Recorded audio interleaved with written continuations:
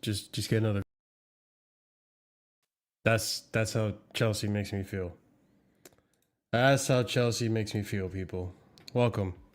I'm not gonna do no grandiose entrance, none of that BS, because quite frankly, guys, I'm over it. I'm numb. I'm numb to this fixture now at this point. And this is just absurd. I just want to point out something. This manager, or this coach, has faced this team 3 times. Faced Arsenal 3 times. And has lost all 3 encounters.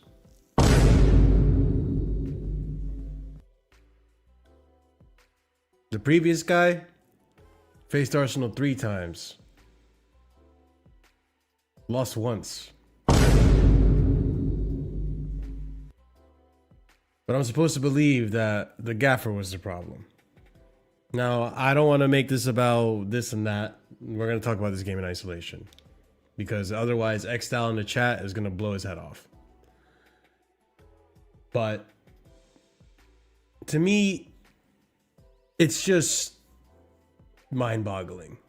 It's mind-boggling the amateur and naive mistakes that we continue to make. And you can see the difference between maturity and learning and adapting and learning your squad from this guy to the previous guy.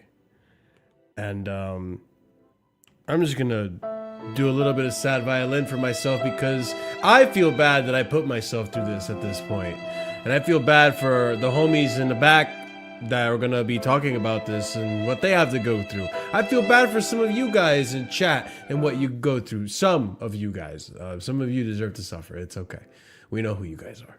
But regardless, I feel bad for us as fans because we have to deal with this bullshit over and over and over again. And it's hard for me to feel bad for Arthur. And you're talking about who's Arthur? Who's Arthur? Well, if you're in the States, you know what I'm talking about. But if you're in the UK, maybe you never got Arthur. Maybe you don't know what PBS Kids is. But yeah, Arthur. This is our manager. Our new gaffer's Arthur. We got rid of an Italian bald fraud for Four Eyes Loser, man. That's what we got rid of. For some square who, again, I just want to point out something. Because there's definitely a lot to talk about today, and I'll do the quick summary of the match. There's not really much to talk about. The game was horrible. But in terms of just by sheer coincidence, this season, right? The 2 games where Robert Sanchez doesn't have these exposés on himself, the fraudulent, bummy matches that we're used to with him from last season, the 2 games where he actually doesn't have those bozo moments just so happened to be the game where when we defended set pieces, we said to ourselves, let's be smart. Let's leave people out of the box because we don't have players that can defend set pieces. We're shit at them. So why not give it to the guy that can use his hands? It's no coincidence that the 2 games where Rob Sanchez has bozo moments, where we concede from set pieces, are the games where we don't actually do the set piece coaching that we talked about. Now, is it Bernardo Cueva? Is it Maresca? I don't know who the fuck came up with it. But the one game where we did it in the first leg of the Premier League season, we didn't concede from a set piece. Why? Because we had the space. Sanchez could claim crosses. We didn't play out the back. We didn't do anything crazy like we did today. The game before this one, the second leg, we don't concede from set pieces. We concede from the very, very last minute of the game where we just threw everything in the kitchen sink and we got hit on the counter. Nothing you could do about it. You were going for the game. But Sanchez doesn't commit a bozo moment that game. Now, we revert to type because we don't learn our lesson. And look at what happens. Bozo moment again. Just like in the first leg. Bozo moment. There's no coincidence. I'm not absolving Sanchez of any responsibility. Of course, he's a fucking bozo. It happens. It's no coincidence that against Arsenal, when you defend like this, when the guys are good at set pieces, he's going to commit an error. And I can't lie. Sanchez, bro, you were pathetic today. I can't lie at all. Sanchez, you were pathetic. And you know how pathetic it was? He was looking for the foul at the end. He was looking for an excuse as to why he conceded the goal. You saw it. He was like, oh, fuck. I was more concerned with the bodies around me than I was about actually defending the fucking goal. So the moment he felt something, I'm like, oh, fuck, I got fouled. No, ref, I got fouled. I promise, I got fouled. No, you didn't get fouled, bro. You just were more focused on bodies around you. Your head was off of it. And you made a fucking bozo mistake. Let's get into the game, guys. We'll talk more about this. I don't want to just monologue myself. This is not a show about me today. I'm sure we'll talk about it on the Chelsea Hour, how I feel about this team. But strong lineup. Honestly, there was really... Oh, and I forgot to get on Neto. Oh, I'll get on Neto. I promise you I will. It was a relatively, like, there's the best lineup you could put out there, right? Palmer was available. Palmer was ducking, but he was actually on the pitch. Different kind of ducking for Palmer today. And, well, we got what we wanted in terms of Mamadou Sarr with Chalobah. Youngster, Mamadou Sarr. How old is Mamadou Sarr again? People remind me. He is 20 years old, okay? And Jarell Hato is 19. And listen, kudos to Jarell Hato. There's some positives to think about today's game. It's not like last time. Kudos to Jarell Hato. You can, put your head up high because you had a good performance today. You had a good performance today. Reese had a good performance today. I think João Pedro had a decent performance, but there's a lot of bad performances to talk about, or even mid performances. So a strong lineup. And to be fair, that first half was kind of a snooze fest. It was just ugly on both ends. And we concede the corner. They get, and this is the thing, like, again, once I saw how we set up for the corner, I already knew we were going to concede. I already knew. I called it. I was like, okay, he's not taking bodies out. So something stupid's going to happen. And lo and behold, something stupid did happen. I think it was Gabriel heads it back from the set piece. So Declan to Gabriel. Gabriel heads it backwards. And then it hits Mamadou Sarr. And it goes in. And it's just, again, a jammy own goal. Own goal wins again. Except it's counted as Saliba's goal. But it was more of an own goal, in my opinion. It came off Mamadou Sarr. But, okay, they gave it to Saliba. Whatever. And boom. We're already down 1. Again, maybe if you had the space, maybe if Sanchez isn't tripping over someone's leg in the beginning of that run, maybe he goes and he punches that ball away. Maybe Gabriel never makes contact with it. But nope. Let's just make it harder on ourselves because we're so good at defending set pieces. And look at what happened. Lo and behold, Mamadou Sarr isn't there to defend it. And I'm not going to get mad at Mamadou Sarr. Defensively, everything else was brilliant. But what did Arsenal do? We played into their strengths. They got a corner and they took advantage of it. Sometimes you just got to make the best of what you got.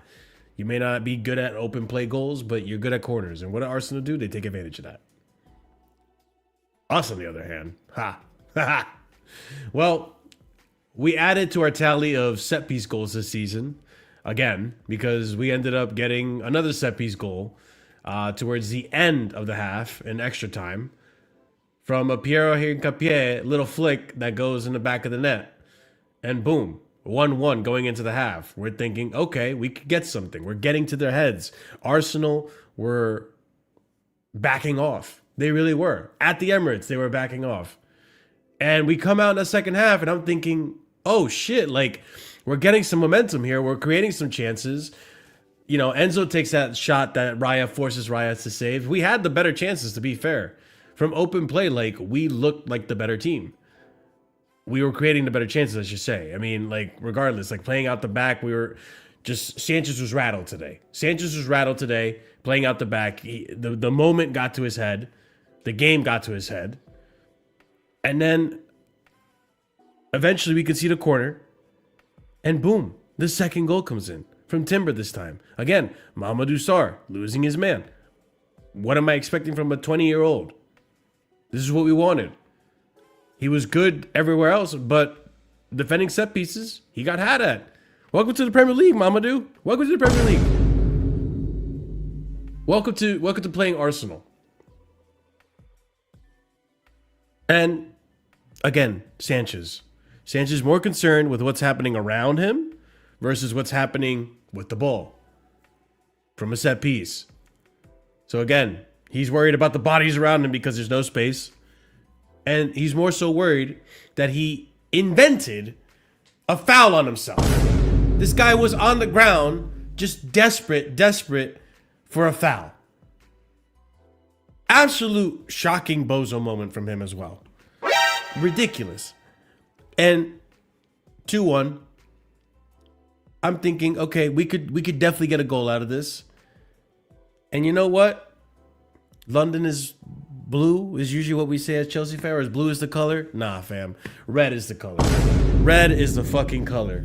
Red is the color, and football, American football, is the game. Why? Because fucking Pedro Neto, this dumbass, this piece of shit, this fucking wannabe fucking Ronaldo, fucking Wolves has-been, wants to commit the stupidest fucking foul that I've seen this season. Like, at least the Sanchez one against United, you can kind of like, okay, you know what? You panicked. Chalaba put you in a rough spot. You cleared out the player. You just didn't want to concede the goal. Fine. This one, brother, if you just follow Martinelli, I bet you he won't do shit. Martinelli is the type of guy to roll up, talks the talk, but then he won't fucking walk the walk. He won't do shit. He's all bark, no bite. You couldn't have just followed him. Just follow him down the line. Make him waste time. Force him to the corner. No.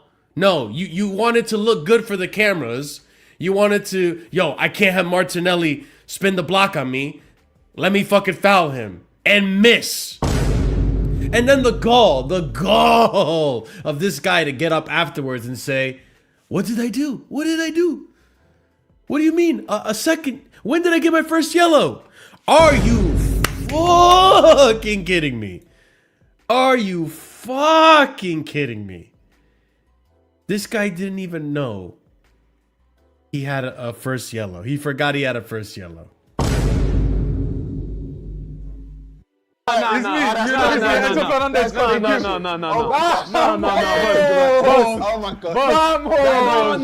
No. That's what Neto was doing when he got the second yellow and it was a red. No. The first one didn't count. Brother. That puts our tally to 9 in the season. I believe it's 7 in the league. We are right now, I believe, 2 behind or 1 behind Sunderland. I could be wrong. Correct me if I'm wrong, chat. I think we're 1 behind, tying the most in the league. But in the season, I think this is the highest we've gotten. Something like that. I don't know. I've lost my head, guys. Blue is the color. No, it's not. Red is the color. And American football is the game because we just like to get physical. We want to do stupid tackles and all this bullshit. And here we are. Discipline problem. Apparently, we don't have a discipline problem. Really? How do you look back at this game? How do you look back at all the red cards that have happened this season and say there's no discipline problem? Are you kidding? Who the fuck said that? Who said that? It sure as hell, I don't believe it's Reece James. It might have been Neto. Neto maybe thought there's no discipline problem. Look at what you fucking did there, bro. And at that point, guys, it's game sealed. It's game sealed. Palmer was shit today. Horrible touch. Neto was shit as usual. Garnacho, like, bruh, that's the other thing too. Like, you see that bench? When I saw Garnacho and Tosin, no, it was Garnacho and Liam Delap, bruh. Oh my god, bro. Oh hell no, man. What the fuck, man? Get your ass on. Bruh, you can't make this up. You can't make this up. And we burned an Italian fraud manager at the stake for all this bullshit, and here we are. The guy has only lost to Arsenal this season. Arthur has only lost to Arsenal this season, bro. I'm over it, man. I'm over it. Big up, guys. Smash up the like on your way in. Subscribe to the channel if you're new here. Big up to the panel. You guys get a round of applause because you showed up and you're here. Yeah, that's what's up. But yeah, man, that's the game. The game's the game, as a once Somali philosopher once said. Yeah. How are we feeling, guys? Pretty good. Good for you, Chris. It sounded like a Chris. I don't believe you, Chris. I don't believe you at all. We helped Arsenal, get further in the league. It's obviously pretty good. Oh my God, you reminded me. That's the other thing too. We dropped down to 6th place. Pretty good. Yep. We dropped down to 6. We better break a record, Marshall. We're gonna get red cards, the most red cards this season. I forgot to mention this. Arsenal. This was the run where Arsenal were actually worried they would drop points and lose a race. The ref was shit though as well. And we couldn't do a goddamn thing about it. Oh, this is the other thing. I need to read this quote. Can I play devil's advocate on before you play devil's advocate, because there's going to be plenty of devil advocacy happening here. I don't normally do this, by the way. Liam Senior on ill discipline. He had this to say: I have respect for the previous manager Enzo. I don't speak about what happened before, but it is starting to happen with me. That's something I felt we had addressed. We went 10 games without a red card, now 2 in 2 games, and that's a problem we need to solve, and set play issues is something we need to keep working on. Cool. So Enzo went through it, and now you're going through it. To be fair, Poch went through it too, Marshall. Yeah. Like the discipline all started, and this isn't me blaming Poch for it. We can blame Poch for a lot of things, but it's a player issue. 100%. And it's something that, look, like this year it's highlighted and emphasized how much it's cost us in games, because we are dropping points because of it. But yeah, it's even worse. It's even worse now than under Poch, because Poch was just yellow card accumulation. Yeah, we're getting players sent off the pitch. Yeah, we get better. At least we're getting them sent off. You wanted to talk about the refereeing, Chris? Well, listen. No, the refereeing. I never like to make excuses, but you're right. The refereeing was shit. Like this. No, I don't know. I was reading on the comments, and I do agree. The referee was shit, but I don't like making excuses for why we mess up as well. We mess up because the red cards, we don't take our chances, bad defending, stuff like that as well. I don't want to be like an Arsenal fan base. The referee's against us, the VAR's against us. I don't like doing that. I just never like doing that. But the ref was shit today. Like, I'm not shocked. Yeah. Refs are normally shit. Like, water's wet. Yeah, I'm the same opinion as Chris, of like, I usually don't harp on the refs too much because I think they screw up for everybody. Like, I don't think there's an agenda against one team over the other. I think the refs are just generally appalling. But today, I think it was Darren England. He was everything that's bad with the referee in England. So very. Yeah, just absolutely terrible. Even on the Neto red card, the yellow card that he got for dissent, maybe this is a little harsh because they didn't actually show it on TV, because the production values, they like to show, like they like to show everything except for the actual game. They like to show replays and all that stuff. But he was just absolutely just awful. And I'm not gonna lie, you need a little bit of help to bridge the quality gap between us and Arsenal. Good refereeing would have helped today, at least to get a point. But we could have done a lot of other things that would have made us less. You know what that reminds me of? Like, you know where João Pedro. I'm gonna have an grabbing- unpopular take about this. Yeah, but you know what that reminds me of? Do you remember Maguire grabbing Aspie? Yeah. Like How fully can I grabbing it? forget? Yeah. Like, that just That straight was away the reminded first me. and only Like, I time I don't know saw how. WWE on the Prem. Yeah, I get like corners like touchy and like contact, but like when you're just holding a person like that and then like swinging it around so they can't move, Yeah. like that's just cheating. That should be a penalty or like I guess a warning. Yeah, look at both of those pictures on the right hand side, right? Wrapped around, arms wrapped around. They're like, that's a good. Marshall and I don't even see those kind of form tackles in the NFL anymore. No. Deadass. It's just Football's like, gone again, softer compared to our football. like I get it, but it's the inconsistencies as always, bro. Yeah. Like, No. We're not going to talk. Hang on, Marshall. We're not going to talk about No. inconsistencies because, Yeah. as much as it's against the rules, what these Arsenal players are doing, the one consistent thing is that the referees allow them to do it. Yeah. So why doesn't any other team in the Premier League use these same quote unquote dark arts? They're clearly allowed. Yeah. We should start would do using it. them. So tried this today. is what I mean. Like we ask for consistency, whether this is accurate to the rules or not. We are getting consistency, but yet Arsenal are the only team that are brave enough to exploit it. Yeah. We'll do it. That's the thing. It's annoying, man. Like I wish we. If you can't beat them, then join them. Do it. Yeah. Exactly. Yeah, our whole approach to set piece defending, it needs to seriously be looked at. Because I saw a stat today that said we give up the most XG in Europe on set pieces. Some of that's probably down to our center backs, some of them not being very good aerially. Mm-hmm. Some of them's down to Sanchez's hesitancy at times to come out and punch. But I look at it from a standpoint of sometimes I think we're just set up incorrectly. We have the wrong guys marking the wrong players, or we're set up in a zonal or a mixed marking where we've got some folks who are marking space, but they're not attacking the ball. Like today on the first goal that we gave up, I look at Gabriel running unmarked with a free run at the back post, giving him a head start. And I'm like, there's no defender on our team that could deal with.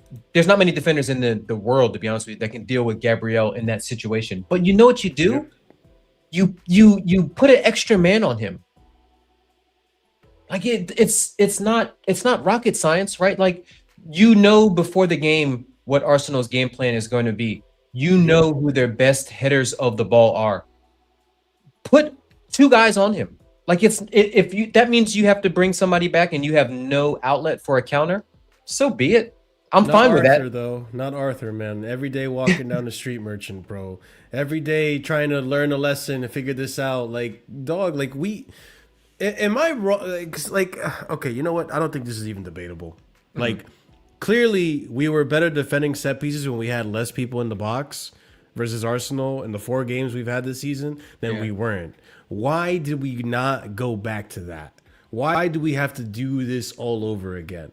Why do we have to keep like this brother in the last game came out and said, now I know who to trust and now I know who I can't trust.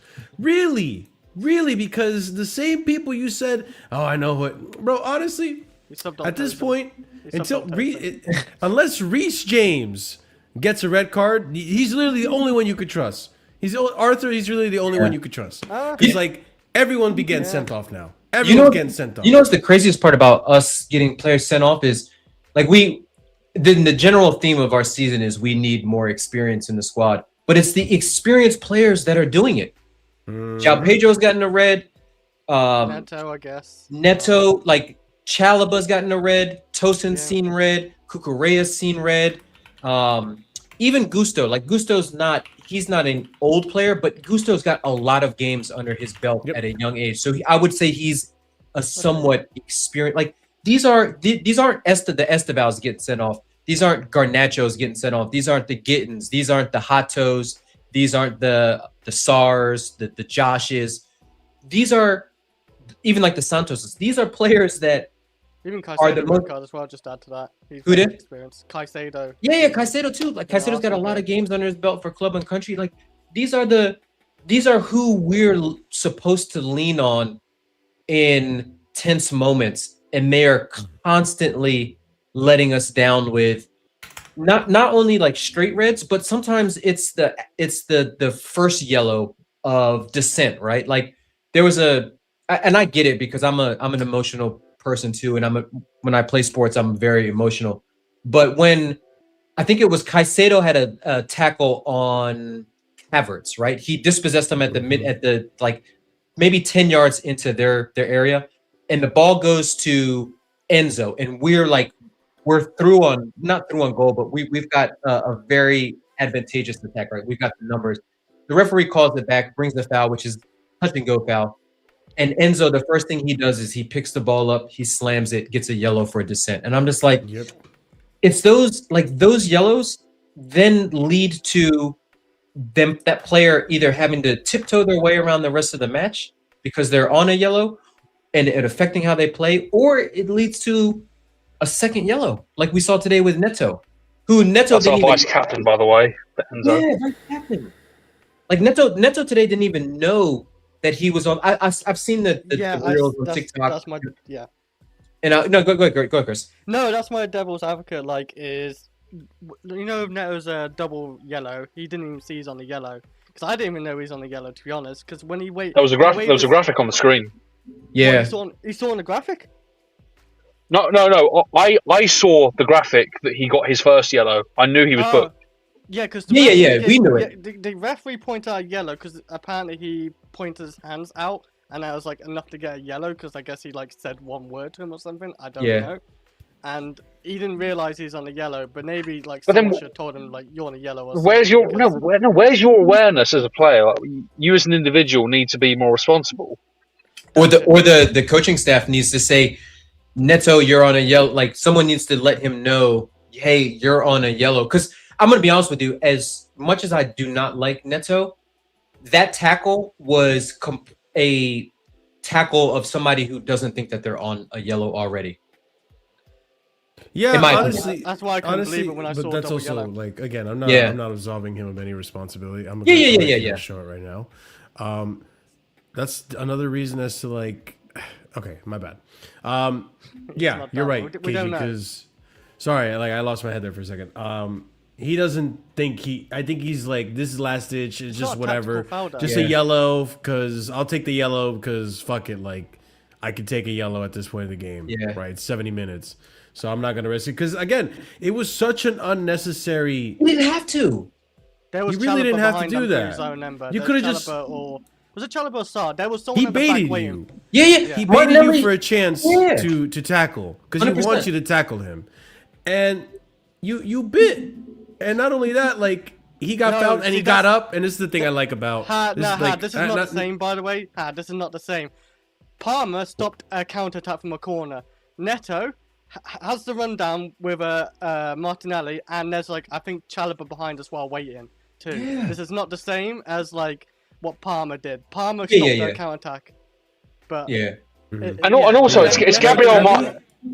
It's Gabriel Martinelli as well. Like who's rating Gabriel Martinelli like that? He's on the touchline. You've got him cornered in the pitch. Yeah, why do you have to dive in? Pace, man. Just go drive him towards the your whole thing as a player. Your whole thing as a player is supposed to be your pace. Why can't you deal with it? Yeah, like, Martinelli in that line, bro. He's not goal. Yeah, Martinelli in that situation is basically just holding it up, and he's waiting for other Arsenal players to join the attack. Basically, he just wants to get rid of it, right? Because he knows he's a player that's on low confidence. Honestly, now that I'm looking at those two on the screen, like they are carbon copies of each other. Like they both are head down, brainless footballers. Like it just, oh my goodness. Like, yeah, when I saw it, I was like, why? Because we knew he was on a yellow. And as soon as he did it, I was like, that's a yellow card. Like it's a rash challenge on the touchline. He's stopping what could be a counter. Like I was like, he's off. He's immediately. I actually didn't know he's on the yellow. I didn't have a clue. I was so shocked seeing it. Yeah, because the TV camera, like they put up the graphic, but when they cut back to the action, you didn't know who, like you didn't know exactly what was going on because they were at a replay and then they cut back and then the ball was already in play. But yeah, it was just like that killed everything right there. Even though what's kind of crazy is I say it killed everything, but we actually played better after that than Arsenal. Like we were the ones on the ball creating the chances. Yeah, it was almost like the first game where once we went down to 10 men, we were the better side, like the better side. Take that, with a pinch of salt, but yeah. I mean, we was better before that red card as well. I felt like even with 11 men, we might get an equalizer because like we was creating chances, a Palmer chance, the Enzo Fernandez chance as well. Like Arsenal did nothing but the corners really. Arsenal really didn't have anything but They had one. Sanchez had one big save, and it was when Eze. Eze, yeah, sorry, Yep. Eze. That was late in the second half. Other than that, first half they were dead.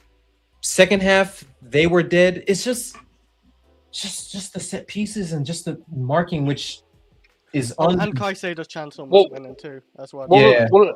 Let's look at it this way. The thing I see is that the more that Chelsea acts like this in games, we get stupid red cards, and we don't take our chances, and we play like we don't care when we're 1-0 up. Eventually, like. I think what happened with Arsenal today, they just relaxed because they knew that we were going to give them something. It's not a matter of we need to put effort in to get something out of this game. Chelsea will give it to us. That's how I see it, at least. Why put the effort in? And that's how a lot of teams are going to start seeing us. Look at Burnley. Burnley didn't believe that they were dead and out of the game when we were 1-0 up. That's the way most teams are going to do this unless we change something. No, I don't disagree. No, and that's why, like, listen, are we going to lose every single game going forward with this run of games? No. Aston Villa next, right? No, we have Aston Villa next, and maybe we get a result. I don't know. This just seems unpredictable. I think we might get some results along the way, but is it going to be enough to secure Champions League football? I don't think so. I don't feel that way. I definitely don't feel like we're going to secure Champions League football. And you know what? Right maybe now it's for we the are better. 6th, and Liverpool are ahead of us. Aston Villa. Oh, it's Scott. Yeah. Now Scott's really pissed. I'm being serious. I hope we don't. I mean, the thing is, Troy, it's inconsequential. Scott's not going to bite you, man. He's your friend. He's here. I mean, the thing is, it's inconsequential, though, isn't it? Because we saw what these directors did with the window when the first time we had Champions League football. Yeah, exactly. Like that's also why even if Villa drop out, we're not going to step up. I don't think this team is going to step up. If Villa beat us, by the way, I think they are 9 points ahead of us. Villa are on a poor run, by the way. We're going to give them confidence. Yeah. If we beat them, then they lost to Wolves. Yeah, we can't capitalize.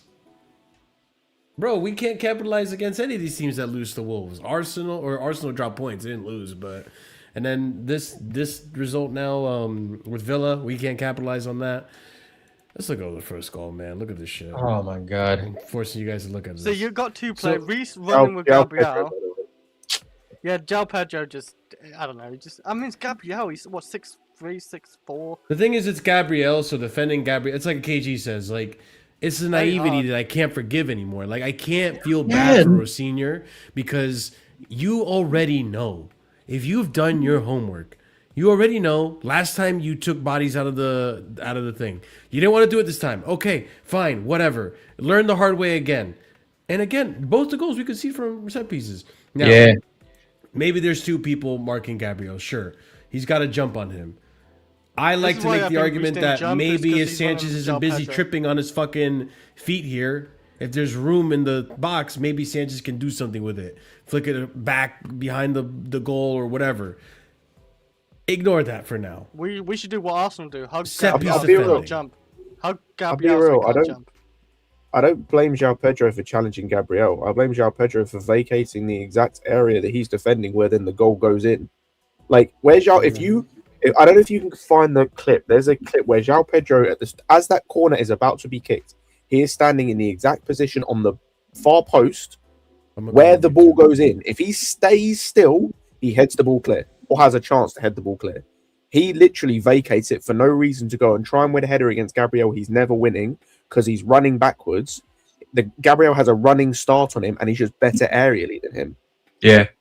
He moves for no reason off the back post, which you should never do, by the way, as a defender. I don't care whether you're a defender, midfielder, goalkeeper, striker, whatever. You don't vacate your post to go and win a header he's never going to win, and then the ball goes in the exact area he was marking. Like, Gabriel's going to win that header against Reece James. Against literally anyone in our team, Gabriel's winning that aerially. Yeah. Like, I think the second one with Saliba is poor defending from Santos, but again, Saliba's going to win that. Sar's just unfortunate. But that goal is you have less of a chance conceding that goal if João Pedro just stays where he is. Yeah. My thing, Scott, is you don't let Gabriel get that run up. Like, Gabriel, I don't care if he's on the edge of the 18-yard box on a set piece or on a corner. You have somebody next to him or somebody in front of him, somebody marking him.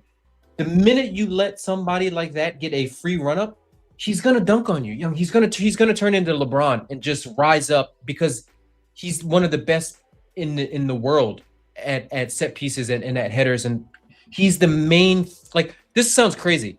He is the main like goal threat at Arsenal. Yep. No, it's true. Nah, that's not even crazy. That's facts. That's what they take advantage about. That's why they take advantage of the set pieces, because they have that goal threat. The same way we should take advantage of the fact that Sanchez is good at cross claiming. Give him space in the box. Like, let's take advantage of our strengths as well, instead of feeding into our weaknesses and giving these guys the upper hand. And so it was like what Scott was saying. Like, honestly, he's absolutely right. If João Pedro doesn't move from this location, he's probably fine, and we don't concede this. But Reece is marking, I was about to say Saliba, Gabriel there. Gabriel gets a run on him, which, again, it happens. I mean, I don't blame him, because Gabriel in the air is really good. This whole time, Sanchez is right here getting blocked, so he can't make a backwards run, which is causing him to trip, which you see later on right here. Again, bodies in the box. There's so much. RC's right, by the way. Sack Bernardo Cueva, because defensively we stink. The ball is look at where the ball is, right? So the ball is going towards the back post. There are 3 players marking the same fucking area at the front post. There's one player. I don't get it. I don't get it. I was going to say, Marshall, I can't. Bro, be honest. Why is Palmer there? He doesn't need to be there. Put him further up the pitch. I don't know who that is that's got Hincapie. I think that is up front. And then Hato's marking the front post. You just need Hato marking the front post and Caicedo on the man. Cole Palmer being those pointless. That's what I'm saying. Yeah, because Scott, the setup was so wrong, because Zubamendi was at the back post unmarked, right? So if Gabriel's not there, Zubamendi's there, and we know that Gabriel's a better header than Zubamendi, so it might not have happened the way. But Chalobah's at the front post, right? So Chalobah and Hato are at the front post. Caicedo's man marking Hincapie. As soon as they see that Gabriel's on the back post, my mind changes. I move Chalobah and I say, you know what? Chalobah needs to go where the threat is. And the 2 biggest threats right there are Saliba and Gabriel. So he needs to come in. Like, man, they've got me. Where's my application for set piece coach? Because this is like, that's so poor from a setup. Like, we were doomed to fail in that situation. KG, get in line, bro. Get in line. Get in line, man. I tried and they rejected me. Also, I'll be so real with this image at this point. That makes me sick. Just give me a Connect 4. I want to play Connect 4 with these guys' heads. Can't lie. Oh my god. So give me like another row. I need another 1, 2, 3 up there. Every one of them. Give me another five more red cards, and we can do Chelsea Connect 4. We're really we're adding Maresca to it. But Maresca was the only one that we won, though, because he got the red card for celebrating. Who was? He got that. No, we won. No, we won against Nottingham Forest when Gusto got sent off. Oh, and we won the João Pedro, because João Pedro got sent off when he came on as a sub in the Ajax, I think. Oh, it was Ajax or Benfica? Yeah. Ajax. Yeah, but again, like going back to the goal, right? Like if João Pedro stays, then boom. I mean, again, you don't want to leave Gabriel just to without any trouble get the header, but I at mean, least that's why I feel coordinate. like Reece You're James, both by the way, gonna. didn't- No, people but say Reece James we is should marking jump. him. Is my thing. Is like, but I think this I know, comes but from why, it's why the didn't same. Reece jump either? That's the other No, thing this is too, why I like- I No, don't but think it's he jumped, because he Chelsea. just gets like he gets done by Gabriel. It happens. Like I know what KG said about like not letting him get a run. It's Gabriel, right? He's Yeah. done this against Yeah. so many teams. He's their main threat on corners. But my thing, part of this, I think, comes into the same thing we had the issue against Burnley, where it's like, and this is why I go back to sack Bernardo Cueva because it's defensively on set pieces. We are constantly looking like at players who look like they have no idea where to be, who to mark. It just All the baffles time. me, bro. All the time, you bro. think- Like the- João Pedro in this position looks like he doesn't know whether he's meant to be marking the guy running in, whether he's meant to be marking the back post. He doesn't know what he's meant to be doing in that position. This is Yeah. our starting striker. Like, does this not get worked on in training? I wish I had a funny analogy for this, but I'm just gonna like just say it. It's like when I started driving a vehicle. There was one time, it was kind of rainy outside. The ground was wet, and I made a pretty quick turn, and it made my car do a fishtail, right? So after that, I told myself, all right, next time it's rainy and I got to make a curve like that, I'm going to go slower. And next time, you know what I did? I went slower. With Chelsea, it's the same thing, but except the third time I do it, I'm going to try to go fast again like I did originally and fuck up and fishtail, maybe crash my car this time. You would think you learn it from the first time.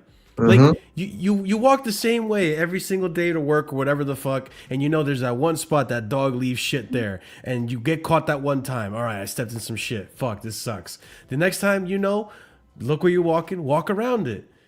And you think you learn your lesson, but you know what? Today's gonna be different. I'm gonna not do that and see if I don't step in shit. Motherfucker, you're gonna step in shit.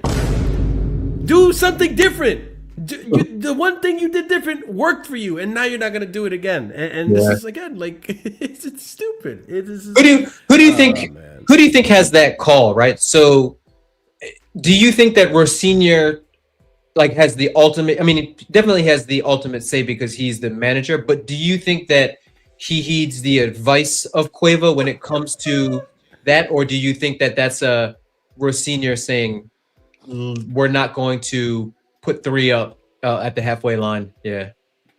Have a look at this, guys, just before we go on to that. Real quick, I saw it. You didn't know yet?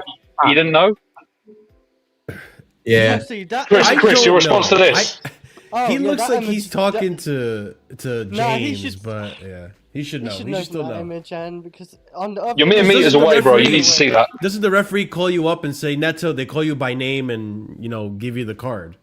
But it is weird though that the ref is Yeah. not facing him. Like normally when you give someone a yellow, and this isn't like I'm not excusing Neto because the image is still the image, but like it looks like I don't know, like to me it looks like he could be booking could be booking Santos. I don't know. It's a little. Maybe it's a little. Oh, close. no, It does you can look tell a with the little way weird, his I can't arm lie. is. Like you can tell who he's booking. And the reaction from Neto, you can tell. Like if he was booking Reece, looking at him, you can 100% tell. And Reece Reece is It is looks looking like at Reece is Neto. reprimanding and Reece him is even, pissed too. too. Yeah. You can 100% tell Yeah. from this picture who he's booking. Like you Yeah, can yeah. say he's not looking at him. We're saying that based on the direction of his head. We don't know Yeah. where his eyes are looking. Like Yeah, again, yeah. I'm gonna just like I agree. I with that. I didn't get to speak about Pedro Neto because obviously I joined late. Fuck this guy. I hope he never plays for this club again. I told people about him. This guy's a piece of shit. There's no reason to make that challenge when you're on a yellow card. No reason to make the 100%. challenge he made.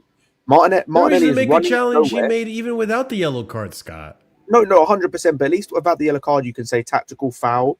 Like, I guess, like you can say tactical foul. It's still a stupid challenge to make because also as well, the fact he tried to scissor him, like goes over the football to try and scissor him. Cool. But yeah, you're on a yellow card. You have no reason to make that challenge, especially because all Martinelli is doing is running down the wing. Like he's not Yes. even running towards goal. not He's through running on goal. directly. He's running directly parallel to the fucking sideline. So what he's going to do is he's going to run down the sideline, stop and put his foot on the ball, at which point you can catch up. The ref would say Neto's number whilst he's booking him. He probably knew he was booked and forgot. I'll be so real. But in regards to what KG asked, Marshall, do you remember how much time? Do you remember how much time was between the first and second yellow? It was literally 3 minutes. 67th minute, first yellow. 70th minute, sending off. Yeah. Yes. this guy's a dumbass, bro. How are you forgetting? Dumbass. I don't think you So forgot. forgetting. In terms of If what you KG forgot, was then he's asking, got though, big like, issues. That's I'm gonna be honest. I think the set piece coach can have a suggestion, but at the end of the day, I think the gaffer Racine. is the guy that makes the call. Yeah, And I think Racine made the call and said, "No, just man for man, mark man for man." They missed the assignment last time. They'll get the assignment this time. Yeah. Bro, they gave you an F ultimately, twice. They failed the assignment twice. Ultimately, regardless of whether Racine listens to recommendations or not, Bernardo Cueva is still the coach. He works with these people in the week on whatever system for marking set pieces that we decide to use. I can't lie. That's a great header from Gabriel. I can't lie. Like that's He's brilliant. He God dunked damn. He on. jumps high too, man. I miss the days when we had centre backs that could And dominate the landed air. on his Honestly, feet. Look at that form. God damn. We didn't have a single player on a football pitch today that you would say is good aerially, like in terms of really good aerially. And that's a again, bigger problem like, in and of itself. Yeah. That's a high jump. That's why I don't understand. Like the trend. Using, The trend is in the Premier League is getting back to a more physical league, right? Like the little technical players and things like that, they'll always have their place. Like, you know, Cherkis will look good and guys like that. But it's all about duels, aerial duels, ground duels. Whoever's whoever wins the most duels is usually the team that wins. It's like Jose, man. But I think KG, I think you're seeing with like some of the players that got signed in January and some of the best players in this league, it's both, bro. Like you look at like Semenyo, for example, he's got both. Like he's fairly technical. He's not like the most technical winger, but he's fairly technical, but he's physical as well. He's got a good strike with his there are times where his technical ability can get him out of a situation, but there's times where his physical ability can get him out of a situation. Yeah. You're seeing Tottenham at the moment. They got hella physical players. They got no technical quality. So they've got players who, even though physically are gifted, when they're in a position where their physical ability can't get them out of a scrap, they're fucked. We have players who technically are decent, but they're physically terrible. So when they need to go physically head to head with a team, or they need their physicality to get them out of a scrap, they're fucked. Yeah. And then all of a sudden, because they're getting like pressed, Look at mentally Sanchez.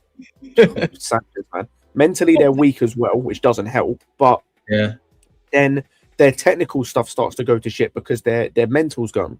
Yeah. So like Enzo Fernandez is a perfect example of that.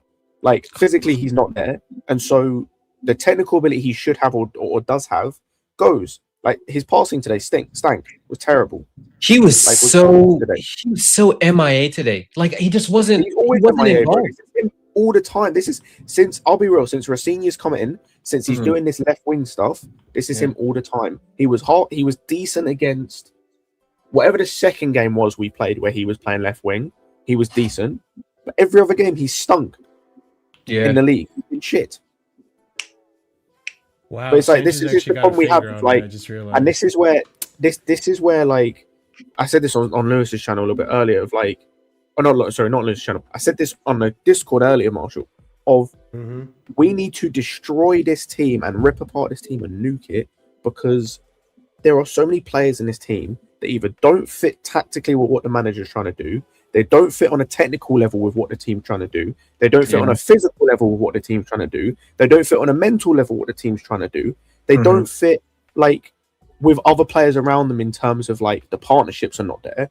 So you've got a bunch of players that don't fit with each other on any of those levels, and you're trying to do things which it can't work. Squad building. For example, like just running through some players, regardless of how you feel about him as a player, I'm not saying any of these are shit or amazing or whatever. Enzo Fernandez doesn't fit in this team in a like he does not have a perfect fit in this team. Neto doesn't fit in this team. Garnacho doesn't fit in this team. The Lap doesn't fit in this team. Gusto doesn't really fit in this team. even like Hato, who's decent, doesn't really have an amazing fit in this team currently with what we're trying to do with the rest of the team. He could, but the rest of the team means he doesn't have a great fit in this team. Yeah. Like the only players that like even Palmer looks like he doesn't have a fit in this team. The only players that look like they actually have a fit in this team that aren't just the centre backs because they're centre backs are the two midfielders and João Pedro are the only dudes. Yeah. And then obviously the right back like Reece James.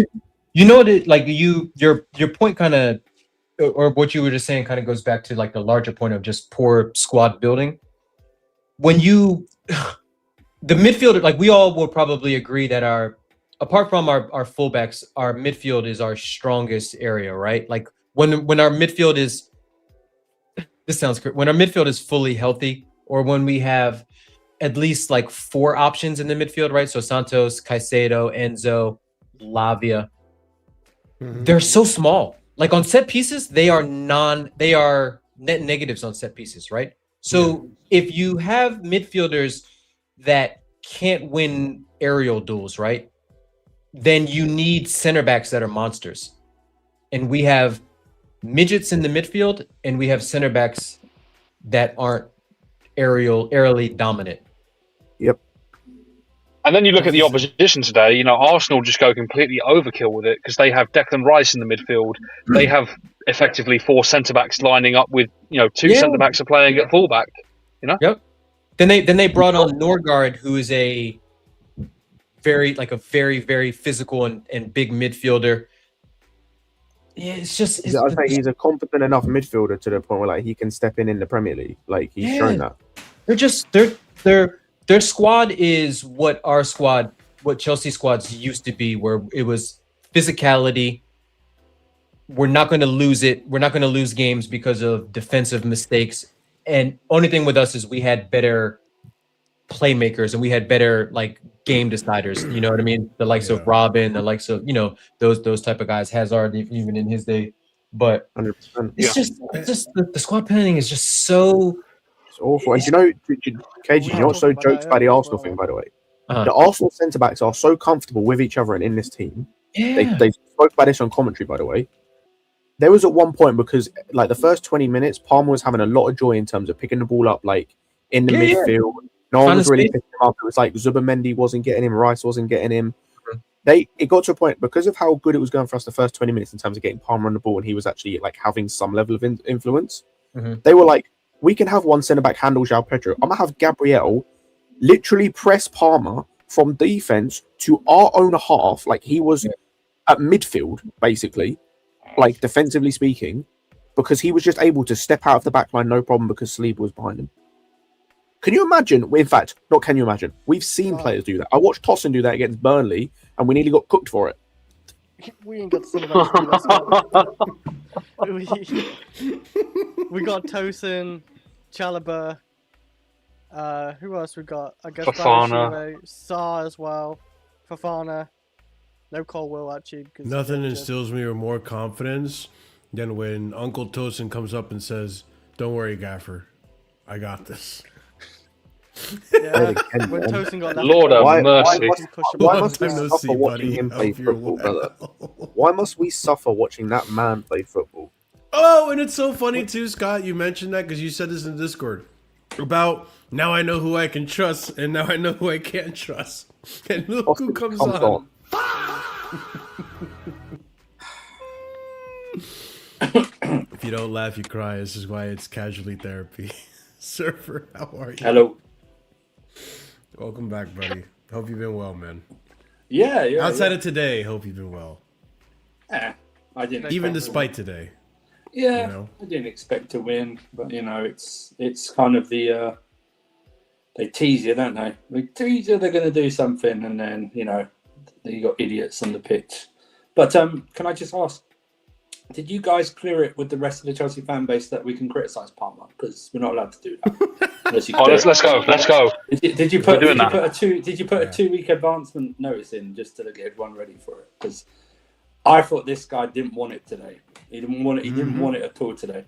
He wanted to get subbed in the first half. That's what he wanted when he was rolling around. And he got that injury. He honestly, bro, he was terrible today. And you know what? And it's not. The injury thing doesn't wash with me anymore.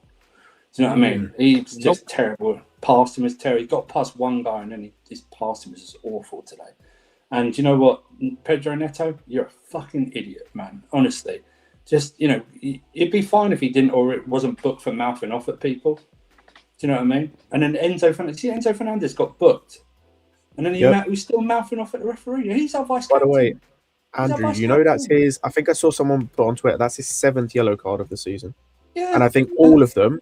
I could be wrong. I think all or most of them are for dissent.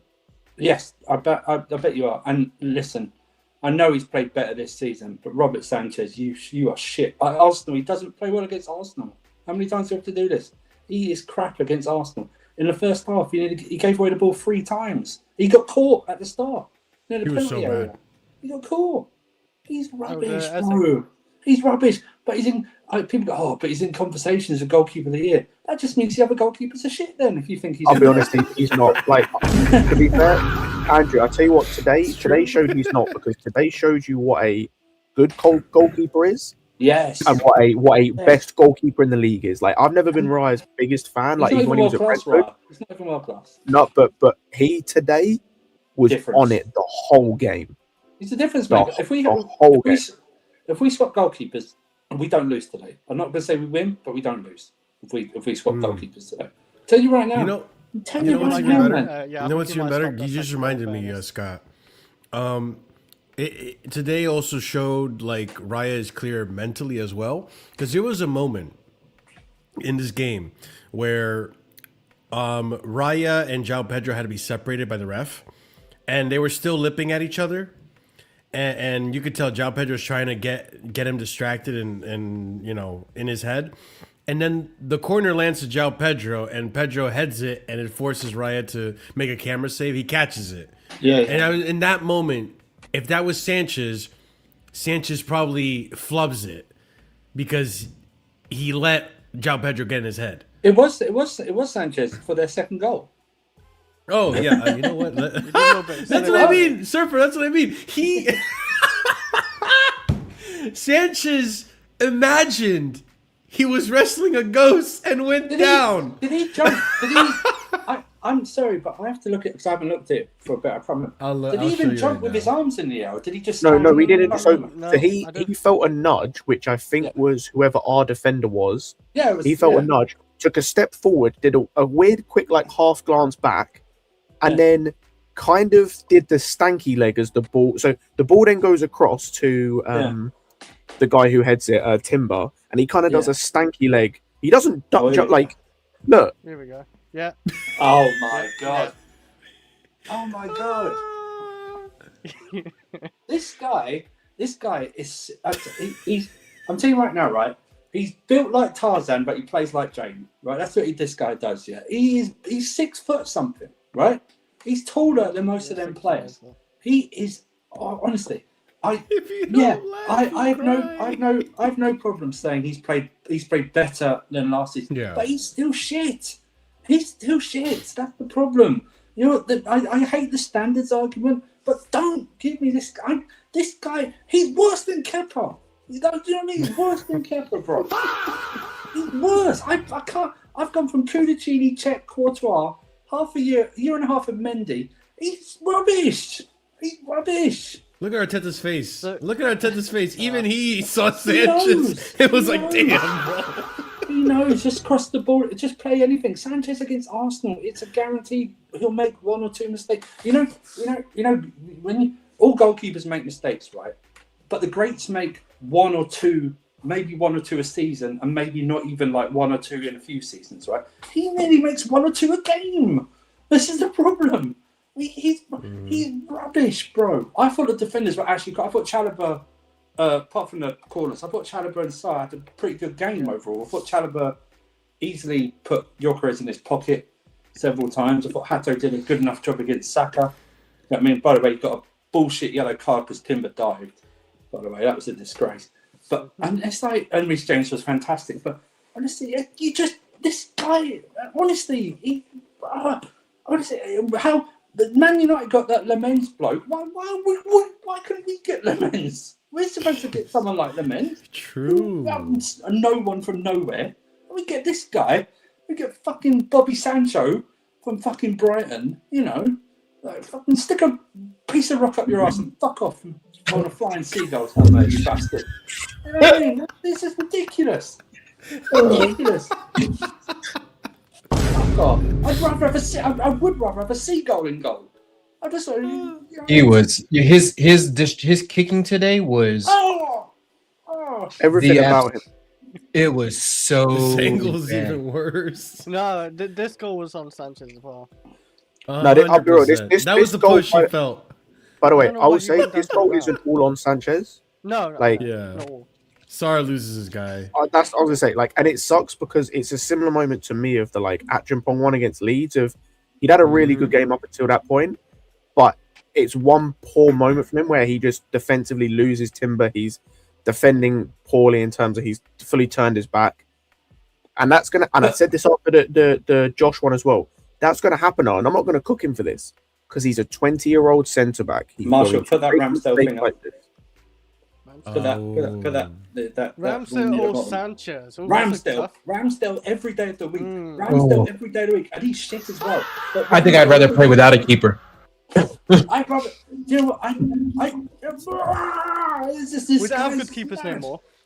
This guy's just honestly, how good? Honestly, and don't say, oh, you know what the excuse will be? Oh, at least we've got Penders coming next season. I don't care. No. You think a 20-year-old Penders is going to be good against these kind of set pieces? Exactly. No, but again, it's literally just conversation I had with Saar.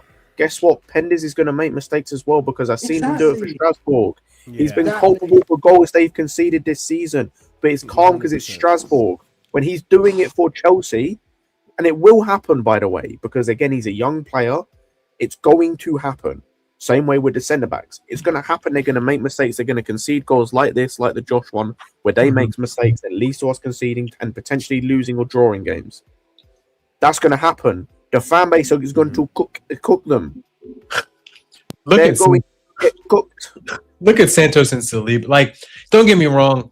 Like, we definitely fucked up on set pieces today, but they've got to do something about set pieces because it is an absolute. The problem is we're too short. I was gonna say we've got no aerial threat. Like the only two players in our whole team today with any sort of height, quote unquote, is Chalobah and Sarr, both of whom we know, based on Chalobah watching him and Sarr based on what we've heard, their worst elements, both of them are aerially.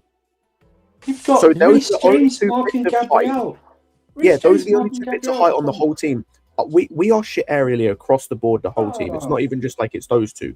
Like, who would you? Our best aerial threat, general, is probably Badiashile, maybe. Oof. He's horrible. I think aerially. I think he's horrible. Like, but that's what I'm saying, bro. Like, none of Tosin's horrible aerially.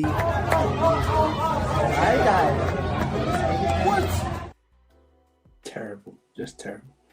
Honestly, and then can I just ask really, what the hell was that Tosin substitution for at the end? No idea. Why the hell are we bringing top for what? Because what to cross? He won one header. You got to look at the positives. He won a header. He won a header.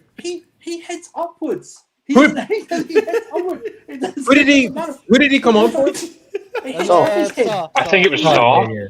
Yeah, like Surfer killed yeah. me, bro. Why? What we bringing volley for serve, Tosin on because he's so great? How tall is Tosin anyway? 6'6"? Who cares? 6'4". Who cares? He can't head off. This is the thing. We've got at least. I think we've got 3 or 4. I think 3 or 4 of our centre backs are 6'3" or taller, and all of them stink Smash the area. like for Surfer, man. Smash the likes for Surfer, man. You know what he did? You know what Tosin is? Tosin is like if you watch NBA, it'd be like if Wembanyama couldn't block at the net. That's what Tosin is. That's what he is. That's what he is. Tosin is that they make you believe in the WWE that Rey Mysterio can beat the Big Shot. But in real life, you know that doesn't happen, right? That's what it is. Tosin is. He just comes on and does more. Why couldn't Sarr? What had Sarr done so wrong to not complete the fucking game? He hadn't done anything wrong. You know what it was? It was like a. I said it on Jimmy's watch along stream. It was the Ruben Amorim move where he lumps on.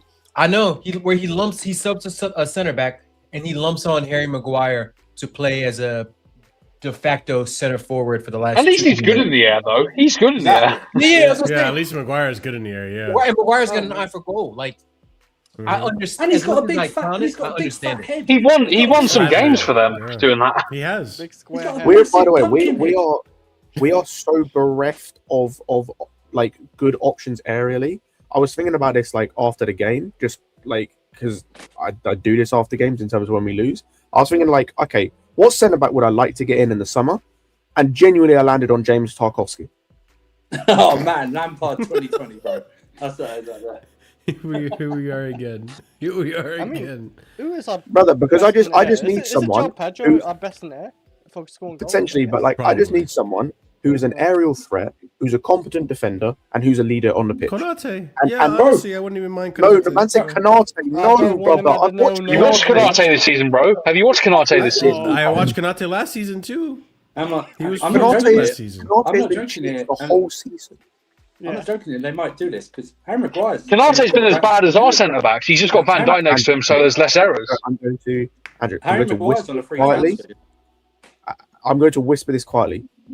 There is a part of me that would take that. Yes, I would take it as well. Take who, Maguire? Yes. Yeah, I take it. Hey, we I were take late. it. I take it. It's Do you know free how- transfer. It will happen. Honestly, Yeah. honestly, if like me from like 2-3 years ago heard myself saying this now, I'd have bitch slapped myself, You would have crashed out on yourself. bro. No, I'd have done more than that, bro. I'm fighting myself. If me from 2-3 years ago had heard myself from now saying this, I'd take Maguire at the football club. I'm fighting myself. I'd go. You know I'd go what's- back. I'd go back in time and I'd kill myself and end my own time. That's it. You know what's crazy though? It just occurred to me. Like I don't know why like this random memory just got accessed. Is it about Semenyo not doing well at Man City? Is that what you're No, it's not. Ah! That's not By the way, random sorry. access. I That's need a- constant reminders. I need a bit of positivity, by the way, That's Marshall. also not what I You're said. getting- I you're went getting back and looked at. cooked. That's not what I You're said. getting- But Oh, was it By the AI? way, you're Was it AI? you are It was getting AI, it was cooked. AI. It was AI. I got him. But what I was thinking about was, I remember this was the same exact problem we had under Poch. Do you guys remember? Like it was religiously we would concede goals from set pieces under Poch, and we brought in Well, we Cueva got to Cueva. settle that down. Under Enzo, we weren't terrible at defending set pieces. We weren't really a threat either way. And now we're back to type. Like, Cueva. what is going on? Quaver. That's not how you spell his name. It's spelled like the crisp. Because that's what our set pieces are like. They're dribbled like crisp. That's what they are, right? That's what Quaver is. Quaver. Quaver. From, well, you know who was the real set piece specialist? The guy who's fucking managing Brentford right now. That's the real set piece specialist. Yeah. Yeah. Yeah, That's facts, what I'm managing right now. We get this. Someone says, "Oh, he's very good. He's in the top 3 at Brentford. He's probably the 3rd one at Brentford." That's what we do. We get the 3rd person at the fucking club we go for. Do you know what I mean? Well, he's done well. Quaver. Fuck off, Quaver. Fucking bastard. Yeah. He's Quaver. That's the problem in football now. I know my set piece specialist coach's name. Piss off. I don't know Yeah. my set piece specialist name. What is this? The I get NFL? that, yeah. No offense, I love the NFL. I shouldn't know my set piece specialist name. Piss off. You know what I mean? I didn't know under Mourinho or Conte. I didn't even know under Poch. Let alone this. We didn't have one under Poch. I was gonna say I don't even think we had one. Well, exactly. But if No, you we didn't. I fucking wouldn't know. Yeah, true. Quaver. I mean, even our attacking set pieces are shit. Do you know what I mean? Yeah. Bro, we didn't even score a goal today, technically. There was no goal. Like, We can't, There's we no can't goal. Yeah. So they- Actually, I just had it here. Where did it go? Rubbish. Oh, all right, I'll pull it Quaver. up. I mean, what is there really to talk about the goal that we got? Like, it was Incapié did us a favor pretty much, and a brilliant Reece James set piece. Like we were looking dangerous from our set pieces, but it was mostly from Arsenal themselves. They really kind of shot themselves in the foot. Yeah, Incapié goes for it, boom, and then there's nothing. I mean, really yeah, Ryan can him. do I mean, about that. yeah, Incapié here basically does what Chalobah did to us for the mistake against Bournemouth in Maresca's last game. His head just Yeah. straight to the back post. Yeah. Mhm. Yeah, flicks it on. Yeah. You know what it is. Everyone, before that it was the Rice handball, and also he was hugging Saar. so much. It was like 2 penalties in one. Oh, this. Yeah. Everyone goes, oh yeah, but it levels itself out because you scored from the corner. I call bullshit on that because we didn't know if we were going to score from the corner. Yeah. You know what I mean? From penalty spot, I guarantee we probably do score from the penalty spot. Do you know what I mean? Because Palmer's taken these, only missed one. But it's like, just those corners are fine. They were doing well, but it's still not. It's just the overall, even like the free kicks and something like that. It's just not good enough. That's what it is. And by the way, we're crossing into people who are short. There's no big, so João Pedro is our best header. He's not the tallest. You know what I mean? He should have buried one. Oh yeah. In the first half. In the third, yeah. Honestly, terrible. But yeah, it goes Moving back to the On a recruitment. side note, by the way, like Sure. I'm not saying the referee wasn't shit, but I'm not hearing this corruption thing because he was equally shit for both teams. Oh, he's terrible. He was terrible. For Like both. I watched him. True. Arsenal had a 1v1 breakaway from our Pulled it back. corner. Yeah. He stopped it to give us a yellow card for a foul. Yeah. Yeah. So I'm not hearing the Yeah, you play corruption advantage. because even the Rice thing didn't end up mattering. I was pissed that was a penalty, but it didn't matter because we got the goal straight away. Outside of that one, I'm not really pissed about any of the others. And like I said, he was shit for both teams. He was just bad this game in general. Absolutely appalling. So I'm not trying to hear the corruption. I'm not trying to hear the ref was against us. None of that shit. The ref was not the reason why we lost this game. I'm not trying to any of that. Terrible. Too many poor performances. I didn't think the game was overall like both. I didn't think like both sides were. Oh, both good. sides It was like- stunk. we had You know what was crazy was best Rubbish. players on the pitch were Raya and James. They were best. Yeah. players on the pitch. like our defense was actually like Wasn't- our center backs wasn't actually consistent. apart from the set pieces actually played good games. Like Yeah, I agree. Sar and like it's kind of tongue in cheek because Arsenal's attack is so bad Yeah. that they're not really going to threaten you. But what little that they did have to deal with, they dealt with it Yeah, super. Chalobah dealt with Gyökeres. Yeah, that Yeah, 1v1. Chalobah dealt with Gyökeres Andrew, that into- 1v1. But Gyökeres was trying to stand up Chalobah 1v1 all that. Hato Like I was, also Hato- dealt with Saka. I was laughing like when that happened, and you could see Gyökeres, like you could see what he was trying to do, and I was just like, I shouldn't be laughing because that's Chalobah on the back, that's defending in that situation. But I Bro, knew- Gyökeres trying to shimmy against Chalobah, man. That Yeah. was a funny sight, you know. And Marshall mentioned it briefly, but Hato was calm versus like Saka didn't do. I felt like Saka didn't have any. He got passed a couple of times, but that Yeah, I was was about to say there was a Yeah. couple moments he got past, but he didn't really create nothing from it. Like, Yeah. That's what I mean. Yeah. He didn't do anything. That's what I mean. It's that's we are our Yeah. own worst enemies. Yeah, it was. But it's like just one game. Can we get the defense, like the back four and the goalkeeper playing to a decent level? Like just one game versus a big opponent, versus a Yeah, big six side. The issue that goes back to the previous two games where we dropped points, because this game probably wouldn't be feeling a lot like this if we hadn't dropped points in the pre. I was gonna say you could have approached this game like he approached the second leg of the cup final. Yeah, like a cup free semi-final. hit. Like a free hit. Not even a free hit of like you could have defended for Yeah. 45 minutes, like could have like played Yeah. against the ball for 45 minutes, Made then them tried to go for it or try and hit on Yeah. the counter. But Yeah. instead, he's playing the way we did in the first leg, where it's like there was a stat that came up about I think like halfway through the first half. Sanchez touched the ball the second most of any player on the pitch. Yeah, I think he did. first was Chalobah. Yeah. But I'm gonna be honest though, like I didn't think that tactically we were set up incorrectly. I thought it was just the buildup. The buildup was once Sanchez, like the moments where Sanchez didn't panic and found somebody, because it was very obvious how Arsenal were pressing. Right, they were pressing Caicedo, they were pressing pressing Isco, they were high. pressing Santos, and they were forcing us to play that ball back to Sanchez, and they were Yeah. waiting Yes, on yeah. Sanchez to either make an error or they were waiting on him to do something. Like he was the trigger. When Yeah. the times where Sanchez didn't panic and actually found a man, we cut through Arsenal very easily because Zubi can't run and Declan Rice. I don't know about you guys, but to me Declan Rice looks cooked. He might have picked up an injury. Yeah, He like might be physically injured. he just He was looked. even outside of that, he was like average today. He looked like a base. Oh, Remember the back pass that he had that looked like the Sassy's back pass, except for He back passed it for a goal kick. Yeah. That's where he He got was- injured. He was got injured. like, if like this is the frustrating thing about this defeat is I don't think anybody on Arsenal's team outside of Gabriel and Saliba played well. Thank you. And Raya, yeah. But here's the thing. And you guys as Chelsea fans maybe understand where I'm coming from with this. Like, I genuinely don't feel that Arsenal are a better team than Chelsea this season. I just think Chelsea have been idiotic this They season. definitely are. They definitely are. I think they are. And I think the thing is as well, like, hang on. Do you mean when we played them or overall? Like, just the way we played this season. No, they are better than us the way they play. I say they're better than us 100%.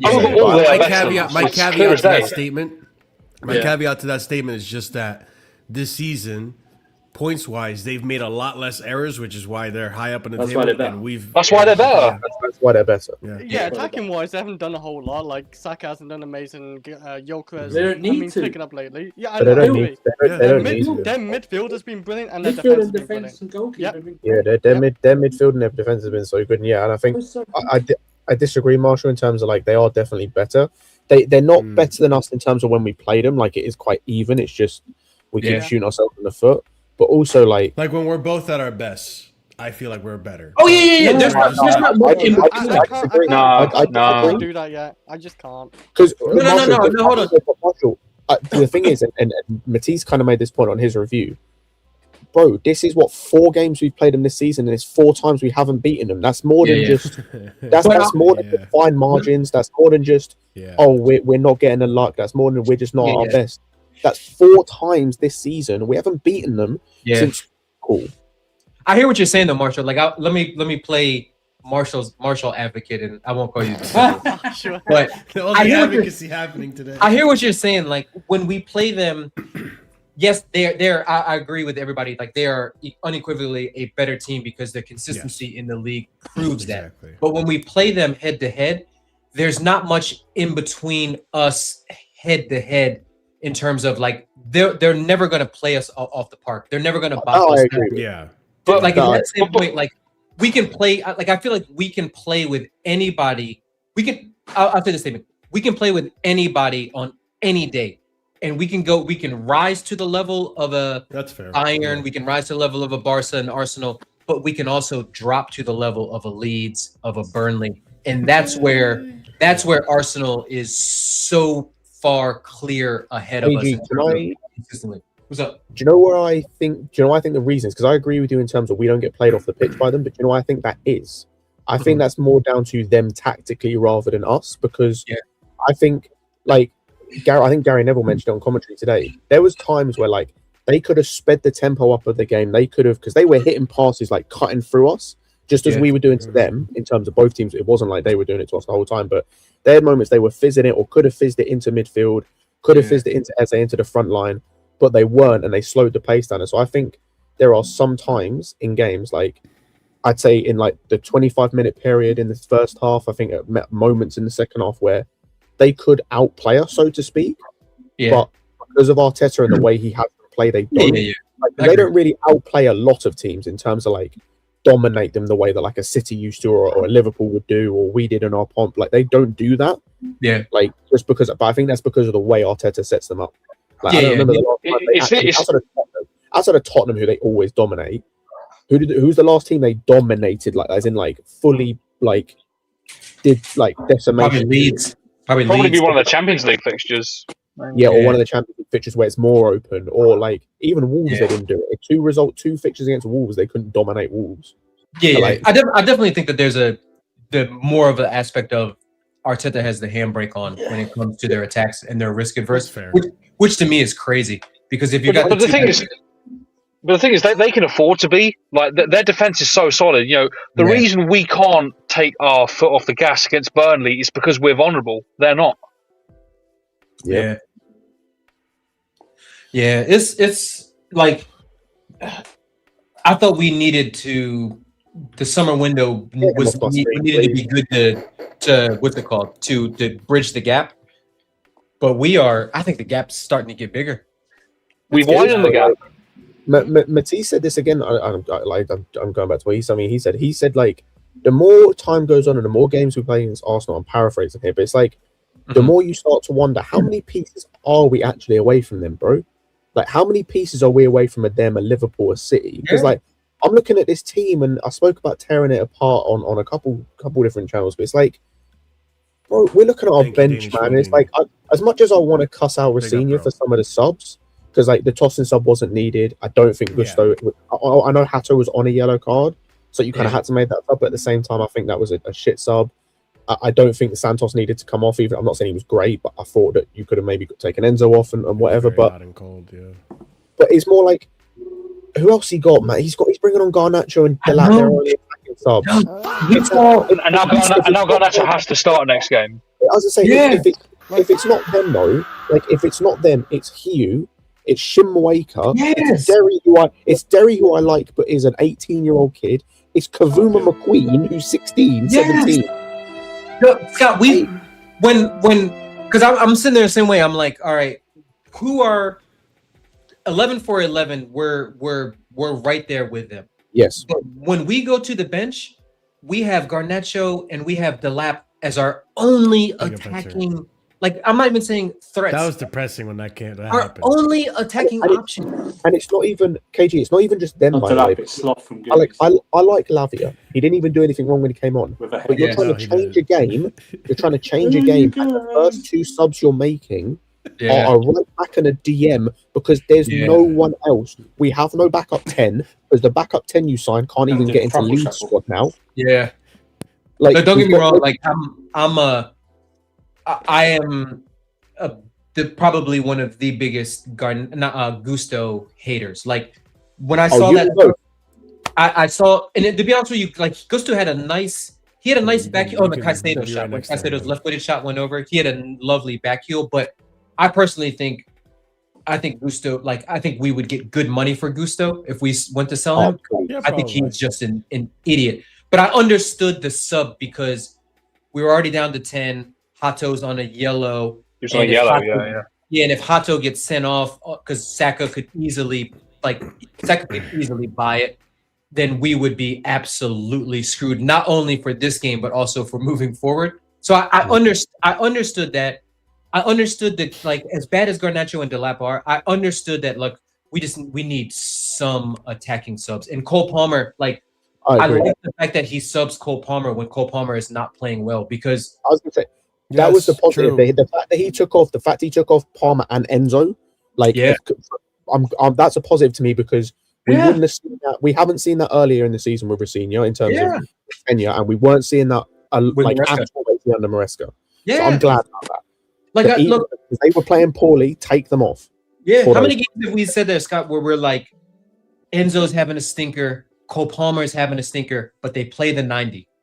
I was happy with, like, the only sub that really made me like scratch my head was the Tosin sub, even though I knew he was trying to do the Maguire thing. Mm-hmm. But at the same time, I don't even think Jesse Derry was Jesse Derry on the bench? No, he wasn't on the bench. I would have the sub he should have made was take Sanchez off at half time. Fucking team right now. I'd rather, who's our backup keeper? Is it Slanina? Jurgensen was back on the bench today. Oh, Jurgensen was back on the bench? Okay, whatever. I just try Jorgensen. Just. Yeah, like, but this is where we're at. There, like, we'll get a run out in the cup match. Yeah, but like we're at a stage where, like, I'm not even trying to hear when we're fully fit either, because when we're fully fit, who else goes on the bench? It's Esteval and it's Gittins, and that's it.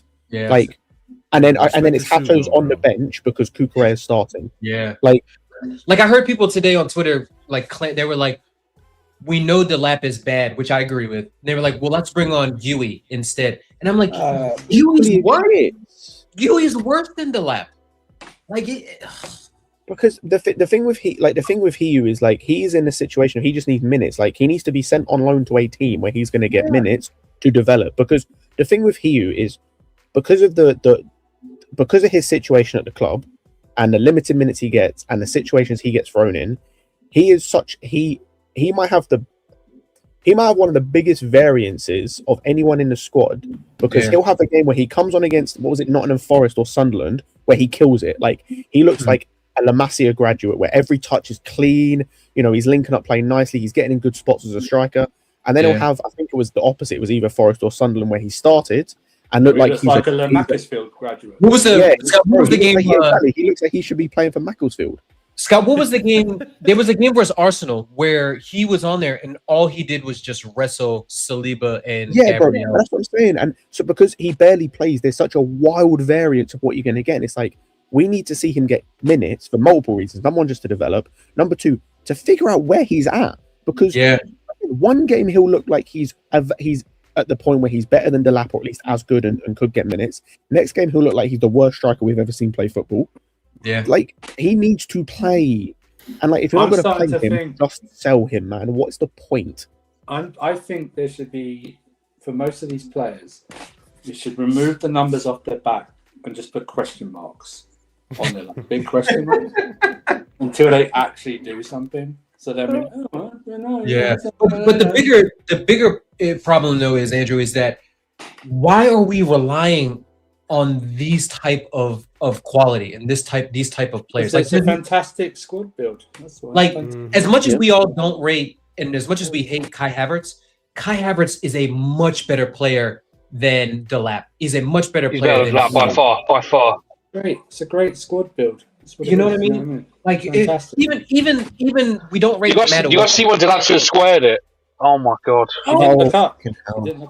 Oh yeah, he didn't look. He doesn't look up. Which is ironic. Which is ironic because the person he should have passed to doesn't look up either, and Garnacho. So it's very ironic.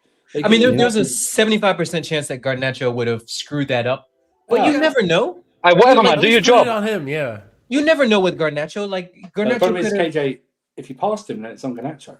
That's exactly. Then we all blame him, and then we say, Delap. I mean, we'll forget that Delap crossed it because we'll be so busy blaming. Hey, Danish. There's more, by the way. Brother, there is more than these three. You've picked out the three, brother. There's Ronnie Stutter, who's on loan. There's Jimmy J Morgan, who's on loan. There's Dewan Richards, who's on loan at Leicester and has played one game since January. There's Kellyman, who's actually having a good season. Yeah, Kellyman's killing it. I'm just talking about strikers we bought. He's the future. All of these dudes we're buying, these random strikers that we've probably spent the equivalent of an Osimhen signing on. Yes. Amiga's coming in next season, guys. Amiga's coming in to be injured. Yeah, injury prone, useless. Will Nico Jackson be back? You know what I mean? Jesus Christ. Hey, don't get Scott started on Nico Jackson for the 50th. No, but this is where we're at, and like, yeah, Danish, he's on loan somewhere, bro. I don't know where. I did look the other day, but he's on loan somewhere. I didn't realize we were talking about Kellyman, but okay. Yeah, but in fairness, I could see Kellyman highlights. Go ahead, Scott. Go ahead. I say this is where we're at for squad building. Like, yeah, Kellyman's actually cooking. I think he scored 2 or 3 goals in the last game he played for Cardiff. Hopefully we get some, hopefully we get a some profit on that 19 million. No. There was a PR piece saying they view him as a future. But Cardiff's League One though, right? Isn't Cardiff League One? Yeah, Cardiff League One, yeah. Yeah. So then you got to take it with a grain of salt because it's like they might be championship, or he might play championship with them next season if they decide to keep him for another season. But yeah, like this squad is just fucked, bro. Like in terms of, and this is where like I'm just Satpayev too is another young. Who cares about Satpayev, man? Like, I don't. Who cares about Satpayev, bro? It's so much like it's just hoarding. Like at some point, it's just like you just have to. It's not even. Put the credit card away. It's not even just the hoarding though, because it's like all of these guys are just nothing guys to me until proven otherwise. Like this Satpayev kid, everyone wanted to like talk about him at the start of the season when he was scoring in the qualifiers against Celtic and these guys, and since then I've heard nothing since then. He actually got hurt. Same way people were telling like all the hype around Paez. My guy isn't even stopped. By the way, he's on loan at River Plate. You know that, right? No, he's not injured again. He might be injured. From today? Because Marshall. Funny fact. Oh, he played today? A look. I don't know. I had a look because River Plate have now changed their manager. So I was just having a look at their recent games. 2 games ago, he came on at halftime and was subbed off in the 70th minute. Who? Paez? He got hurt. Paez. He hurt his shoulder. Oh, I thought he came on in the next game as well. Maybe because he hurt his shoulder. No. He actually landed on his shoulder really badly. Oh, fair. That'd be one. I thought it was because, bro. I thought it's because he just got taken off. But yeah. So instead of the 17 million you spend on Satpayev, instead of the 17 million, I think it's 4. So it's like Satpayev's fine. He's one of those guys. I don't really care if it was 4, but instead of those lower end players that you're hoping will increase their value, how about you pull that money together and you put it towards somebody that can impact the first team? Because you know why? Because that's not how an investment company works in terms of this. That's not how Clear Lake Capital as a company work. They go in, they make little changes here and there. They speculate to accumulate. They raise the value of a business to then sell it off. Like you buying an Osimhen or you buying a Lookman or you buying a whoever for 2 years isn't going to do anything for you with that player in terms of Danish. I think he's barely playing, bro. I think he's their backup left back. You're speculating to accumulate. So you're like the guys you signed, they're going to depreciate. Like an Osimhen in 2 years, he's going to depreciate. That's not going to benefit you in terms of long term. So you're going to get guys like Racinha or Maresca, where if everything goes perfectly, their value is going to rise, and you get players in like an Esteval, like a Gittins, like a Delap, whose value, if everything goes well, is going to raise. So the whole club then, because everyone's raising, their value is going to raise, and all of a sudden, in a few years, you can sell for profit. But that's not how it works, because these guys they don't realise that if they would bought an Osimhen in and some other players, and Chelsea could perform better, higher in the league and win stuff, that gives them more money finishing higher in the league, more money winning the trophies, which actually offsets and gives them, and they don't have to worry about. Yeah, you know what else winning might do, Andrew? Winning might actually entice an actual shirt sponsor. It's not even that though, bro. Like you get successful, you get the money you want. It's basics. Like this is the stuff as well that happens in like Football Manager. I know people get joked, they use Football Manager. They don't, because this is what happens in Football Manager. Your reputation increases the better you are. Like if I go and manage, like in Football Manager, for example, if I go manage a shit team, right, it takes me time and years of winning and improving to raise the reputation of the club. The reputation of the club isn't raised by me signing these random no-name youngsters, and then selling them for 100 mil. Yeah, exactly. That's the problem. When Abramovich took over, we were our front shirt sponsor was Fly Emirates, I think, and our kit sponsor was Umbro. Yep. By 2005, we changed to Adidas, and it was Samsung. Do you know what I mean? Because we'd done well in the first 2 seasons. Yeah. It's like they don't understand that winning makes you the most amount of money. Everyone wants to be associated with winners and success. 100%. It's why, Andrew. It's why Man United, as shit as they have been for a decade, can have the joint most expensive sponsor in world football, or I think it's like second or third in world football. It's the joint most in English football.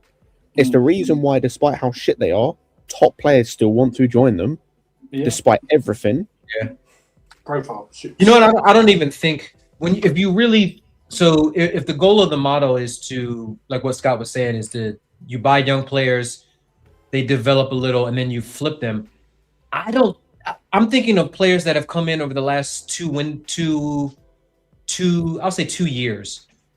How many of these players have raised their value? None. Nearly. They're going backwards. I would say Esteval. Probably. I would go KG. I would go one further. Mm-hmm. How many of the players?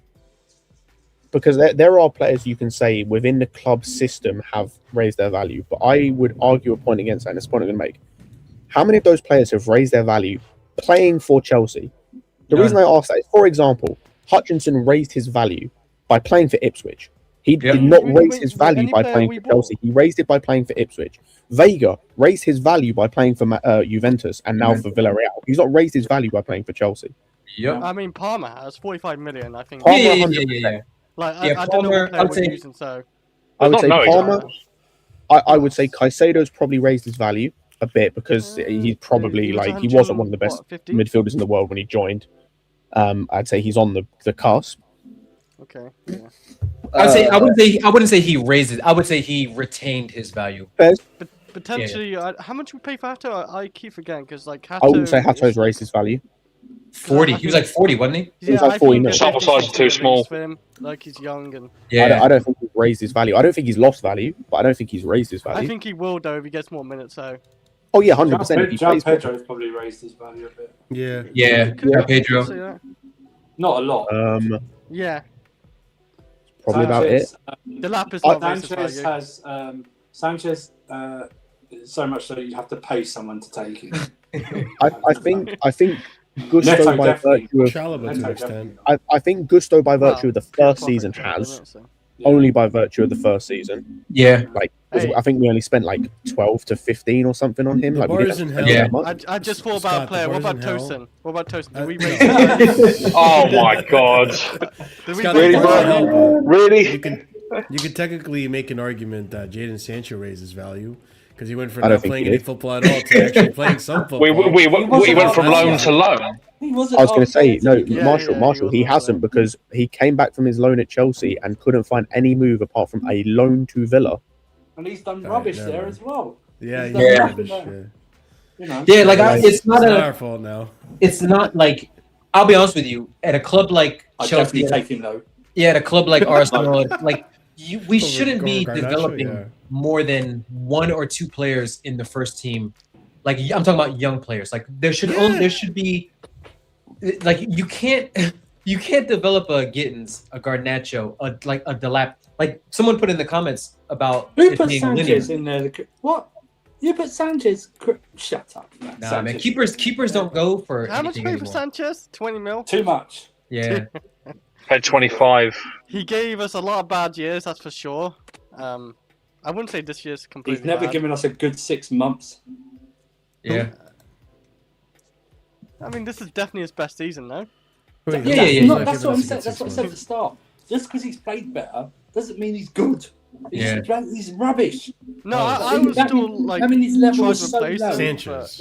That's like his level is so low just because it's like Surfer might not forgive me, and I might not see Surfer. I might not see Surfer for months after I say this, but it was literally last stream. KG, you were there with me, and Oliver, I think you were there, or maybe Chris. We were just talking about maybe Sanchez gets a run for the World Cup. I'm gonna go mute. Yeah. Wait, I mean, I still think he could. I was there, and we say no, he doesn't. 'cause Yeah, it's always we a were actually Simon making a guy. discussion like he might go to the No, World Cup for Simon Spain. will be it. Simon will be it.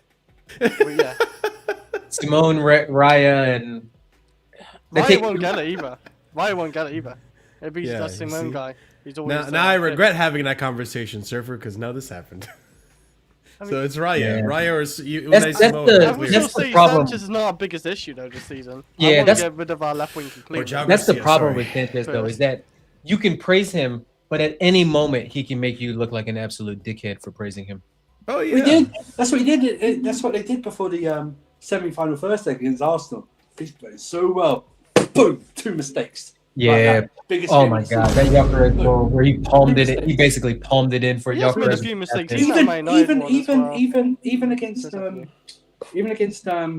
did we play in the cup last round? Oh, Hull? Oh, whole city. Oh, he comes out. We're falling up. Comes out. Look Oh, at yeah, him. yeah, yeah, at the end. Yeah, at the end.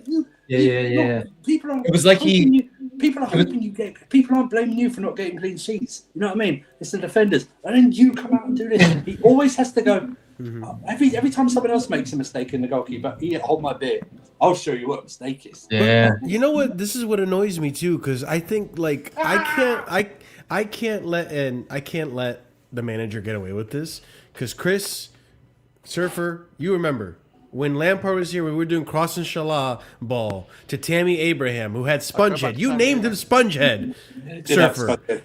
He's the attacking equivalent of tossing at the back. That's what. And I remember like that Spurs game where Mason puts it on a plate for him last minute, Yeah. and the Spongehead. Why are we playing to these players' weaknesses? That's why, like the previous manager, we're not doing this passing out the back when you know Sanchez is going to give it away at any time. We're not, getting the spaces all congested when you know Sanchez needs space to claim crosses and stuff. So it's like, why are you playing into your weaknesses, bro? Make the most out of your strength. Age men, Arthur, bro. Start aging men properly, because you should be learning from this stuff. You should be getting the better out of these players. This is a disease. He can play with his feet. Really? 3 fucking years that we've had of him, he can't play with his feet. They play with his feet, my ass. He is. Wallenstein. But it's like he can't play with his feet. We saw it today. He gave away the ball 3 times. But in you the first insist on half. playing with him, with his feet. Exactly, because I tell you why.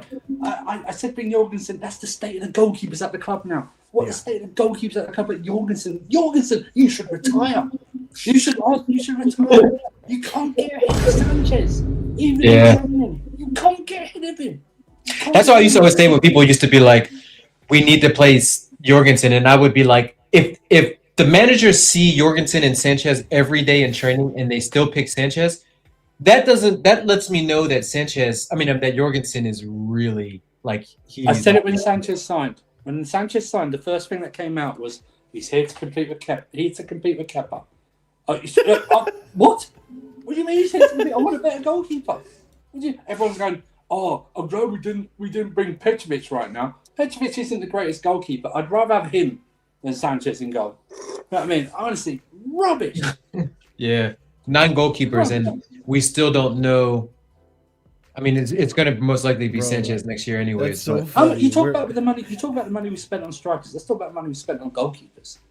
True. Do you remember that week we bought Petrovic? Who was the goalkeeper we bought from America before? Slovenia. Oh, Slovenia. What was the thing we were told? We were told by Serena. He's the best keeper in MLS. 1 week later, signed Petrovic. He's the best keeper in MLS. Which one is it? Who is it? Is it this guy or is it this guy? Who's the best keeper? I've never heard of either of them. Yeah. And I don't watch MLS, so it's not good. For me, that's not a high thing. Do you know what I mean? He's the best keeper in MLS. That's like saying, "Oh, I'm the thinnest person at a buffet." You know what I mean? It just doesn't work. Do you know what I mean? It's just ridiculous. Yeah. Or it's. This guy. I'm running out of words. It's now just simply grunts and just it's like that. I can't think of any more words to describe this guy. You can't say. Yeah, I had so many arguments this summer about Donnarumma. The word shit. So many arguments. The word shit has lost meaning with this guy. Shit doesn't mean anything with this guy. You can't build it. You know how much, guys, I respect the goalkeeper position. I respect it. You can't build a great team with an average goalkeeper. It just doesn't work. It doesn't work. No great team has won things with an average keeper ever. I defy you to tell me a goalkeeper that's average. He's terrible. I'd have that Sunderland goalkeeper out of him. Who's that Sunderland goalkeeper? Oh, Rune. Is it Rune? Yeah, Ruse. Sells. Ironically, at Strasbourg 2 years ago, our own fucking club. He's better than him. Sells is better than him. Lemons is better than him. And he's just come into the Premier League. Everyone goes, I don't want Martinez at Aston Villa. Are you fucking kidding me? You don't want Martinez over this guy? Are you mad? Oh, I honestly, he is bottom half, and I mean kind of, he's bottom half Premier League. He's bottom half. I'd have Henderson over him. I don't know why. I'd have Pickford over him. He is trash. Trash. Ahmed, you've been oddly quiet. I haven't even seen that smile. I have to respect the the show. I like to get people's opinions. Do you fuck? You know what, Scott? Fuck you, man. How does that sound? We can always. Oh, that's it. Sorry, that's it as well. We wouldn't pay an extra fucking 10 million for Mike Manuel. It wasn't 10, it was 8, I think. It was actually 6.2 million. It was 6.2 million that we. It doesn't matter. It's worth it, and it wouldn't even crush the wage structure. We got this fucking guy. But Mike Manuel, Mike Manuel's too much. We can't. Fuck off. You know, Danish. How about you control alt delete yourself? I think that's the best way to play it. I don't want so that Marshall can get his money. Yeah, for the show. Thank you. I don't even know what to say, bro. Like, I keep coming back here every week, and I feel like, man, what I keep saying on these last two shows just keeps becoming more and more valid. This is a purgatory team. There's nothing else to really say other than that. When you've got guys like. When you just got guys, the team just loves picking up yellow cards, and then there's a term I want to use, and with respect to a certain community, I can't use it. But but I feel like we are. I'm going to use a different term. I'm gonna use a different term. What hate crime were you about to commit? I know. I feel like every game, like listen, I feel like every time, every time we have this, a lot of these games in general, we have what I like to call a mentally challenging moment. That's the best way I'm gonna put it. All right, What, we have Chelsea or... Nah, you know what, Chris? We're not talking about Chelsea, are we? Thank you. But we have like it's just a mentally challenged moment. That's the best way to put it. I'm not gonna use it. There's other times that if you want to use that, but I'm gonna be very respectful. It makes you feel like this picture, pretty much. Yeah, because like the thing. What a wonderful time to do. Because like That's our manager, I remember, by the way. like I genuinely because like I wrote this in my review. Yeah. Whenever it seems like we're on the prowl, we're doing quite well. We have like the most strength in terms of like playing games. You know what I mean? And also like we're playing well. We're probably in the best of the situation that we are in, right? We then decide. Guess what, guys? We then decide to do. Okay, you know what? It's getting too easy right now. It's getting a bit too easy. We need to do something stupid, basically, and that has been the story of our season. I'm very like we've done that consistently. We'll keep on doing that consistently. Just in general, though, going forward, in general, it's an absolute. It's actually a hate crime to watch us actually going forward. If you watch us going forward, I feel like that's a hate crime. It is. Do you mean that? You hate to watch them and you want to commit crimes? Is that what it is? You know what? I actually think I mean it in the actual term. I'm gonna keep it real. You know what I mean? I'm gonna call it real. I actually think watching it, like they should be paying their crimes. I'll be honest. And I think for me personally, I look at guys like Pedro Neto. Bloody hell! If I speak him in big trouble, he can't even beat Rise of Peace. Yeah, there's a use about that man that I can't. Oh, my God! When he couldn't beat Rice, that set me off. Oh my God! You've got Cole Palmer. Yes, obviously he's on the left wing, but that's in general performance-wise. That's how Pedro Neto makes me feel. Below average for his level. For his level, keyword, not for the team level. Cole Palmer, I'm sorry, I need to say he's the only world-class player I've ever seen that needs a specific Argentine manager, a specific French right-back overlapping him to play on a specific side of the pitch. All these variables have to be exactly perfect for him to play world-class. Plus Nicholas Jackson as well. A certain Senegalese striker dropping deep. How many variables do we need to go his way before we start criticising him? Yep. I think with João Pedro today, I'm gonna be a bit fair to the Brazilian. Me too. Say that he's limited, but then I look at the back line. I'm not here to criticize Mamadou Sarr because I know this is his first game. I'm surprised chat hasn't gotten on his neck about it. Yeah, they're pretty calm about it. But listen, it's his first EPL game, and I understand that obviously it's a bit more of a hostile experience that he just dropped into. I understand that. Right, and I'm willing to accept that he's going to make mistakes. That's all well and good. Sanchez today, he decided to revert to default settings. And that's the problem sometimes. When some of these rubbish guys play well or have been playing really well for you, we forget that they still do have a default settings. And that is the reality. Some would say he's got a big head. Rob, stay silent if you've got a big head.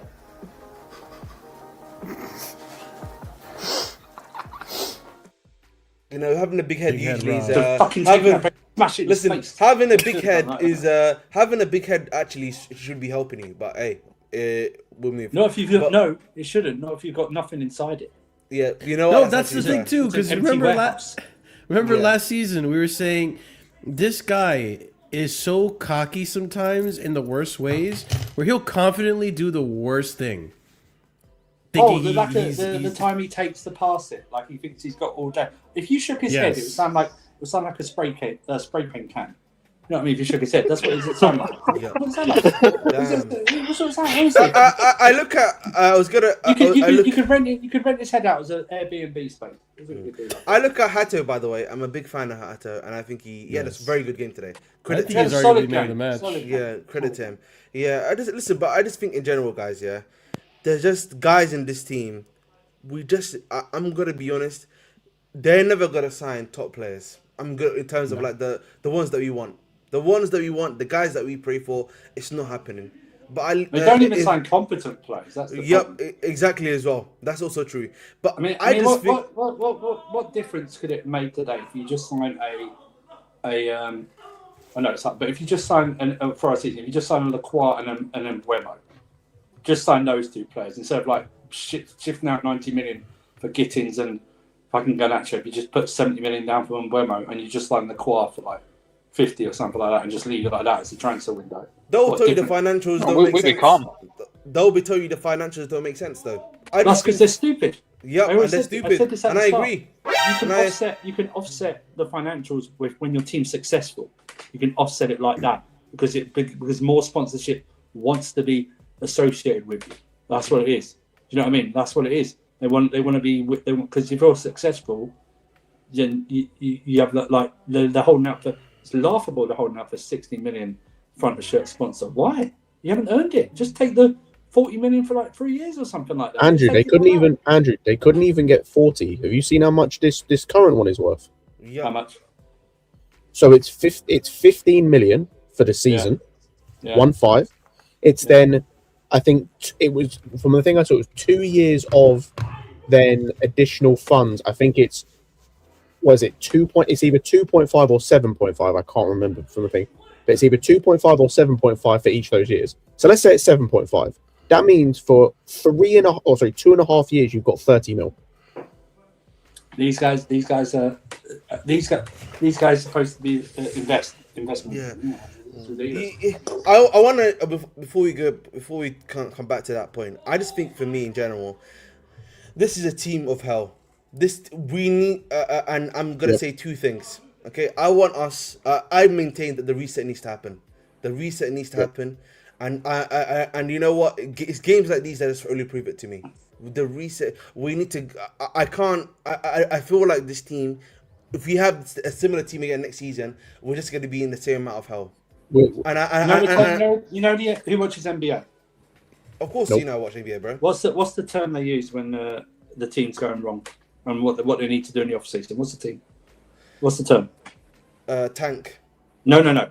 Oh, what's the term when they just need to redo everything and get rid of a rebuild? Rebuild. Delete the rebuild. No. Blow it up. Blow it up. That's what I've been saying, Andrew. You know what's funny, Andrew? I've been saying the last two streams.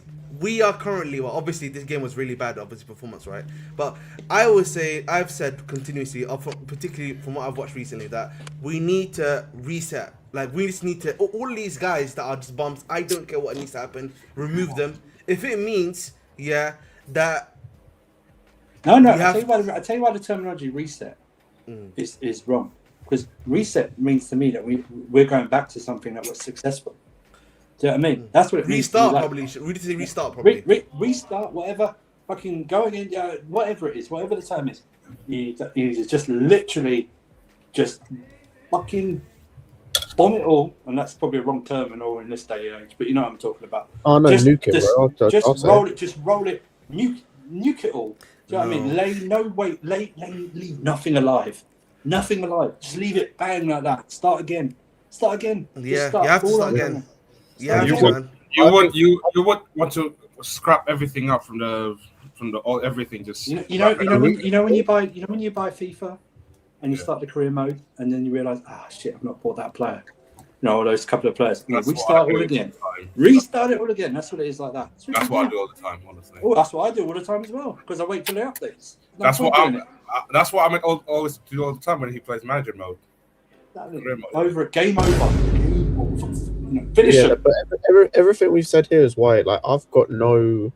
And it won't happen. I feel nothing about this team going forward in terms of like there's no hope, positivity. There's nothing. There's just apathy and just that's it. Like Chelsea is comfortably the worst part about my life. Like it's the thing I dread most of all.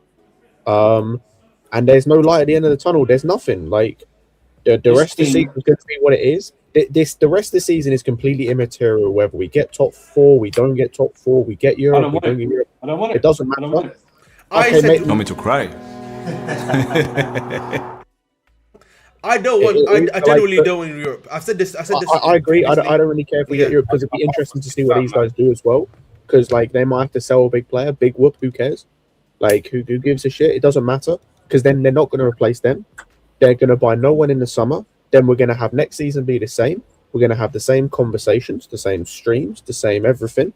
We're then going to get to the January window. We're going to do nothing again. We're going to get to the summer afterwards, 2027. At this point, Cucurella has left, probably. Reece James might have left, maybe.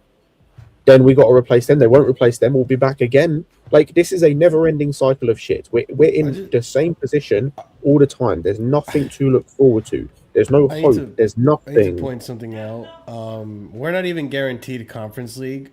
No, I'll be real. We're not. We are almost guaranteed Conference League in a sense of like. No, we're not. We're not. Because Brentford are up against Bournemouth and we're up against Aston Villa. And then, what positions get Conference League? 7th and 8th? So currently no position gets Conference League because the Conference League is given by the Carabao Cup winners, but that's Arsenal or City who will get Champions League. So 7th, currently speaking, 5th I think is almost guaranteed Champions League. So 6th will get Europa League and 7th will get Conference League, but then it depends on the FA Cup. Because if the FA Cup is won by a team in the Champions League, then 7th will get Europa League and 8th will get Conference League. So like unless we finish 9th or unless either like some random ass team wins the FA Cup or we finish 9th or lower, which still could happen, but that's what I'm saying, Scott. We're only 5 points off of that. That's fair. I still think we get Europe. It's probably like Europa League. I think Conference League again. I can't. I'm gonna be honest. I don't even want Conference League. I need. I don't want Conference League. I need. Listen. I need Everton and Brent. I need Brentford and Everton. Lock in, boys. You know, get a little run in. You know, I just need to be 8th place. That's what I need to be right now. Hey, Everton are facing us soon. They're sorted. We need 9th. To guarantee it, we need 9th because in case some. Don't worry, Fulham can lock in too. Harry Wilson's cooking. Don't worry. I believe that's it, man. That's it. I just need that to happen. Yeah, we need the dagger. I need some sort of dagger to be like put into their body right now. And this is the best method to make that happen. I'll be honest. Yeah, because if you get Champions League, it means that they think they're winning. That's the thing. No, exactly. Man, us finishing 9th so that the directors can't run their little fake, we're getting better every season, 12th, 6th, 4th. Nah, get out of here, man. The worst thing about it is, we got worse. We won as much as we're wanting 9th to happen, outside of a big, like, say outside of like Enzo being sold, it doesn't change anything. Like, these guys are not losing their job. Nope, they're not. That's the thing. The model isn't going to change. Like, this is where I'm just so like... They'll just blame it on Maresca and injuries.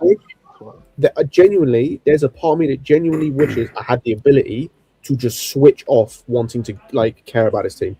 Like, just stop wanting to invest in terms of watching games, like coming on streams, talking about Chelsea. I wish I could switch it off because this is shit. Take over the channel.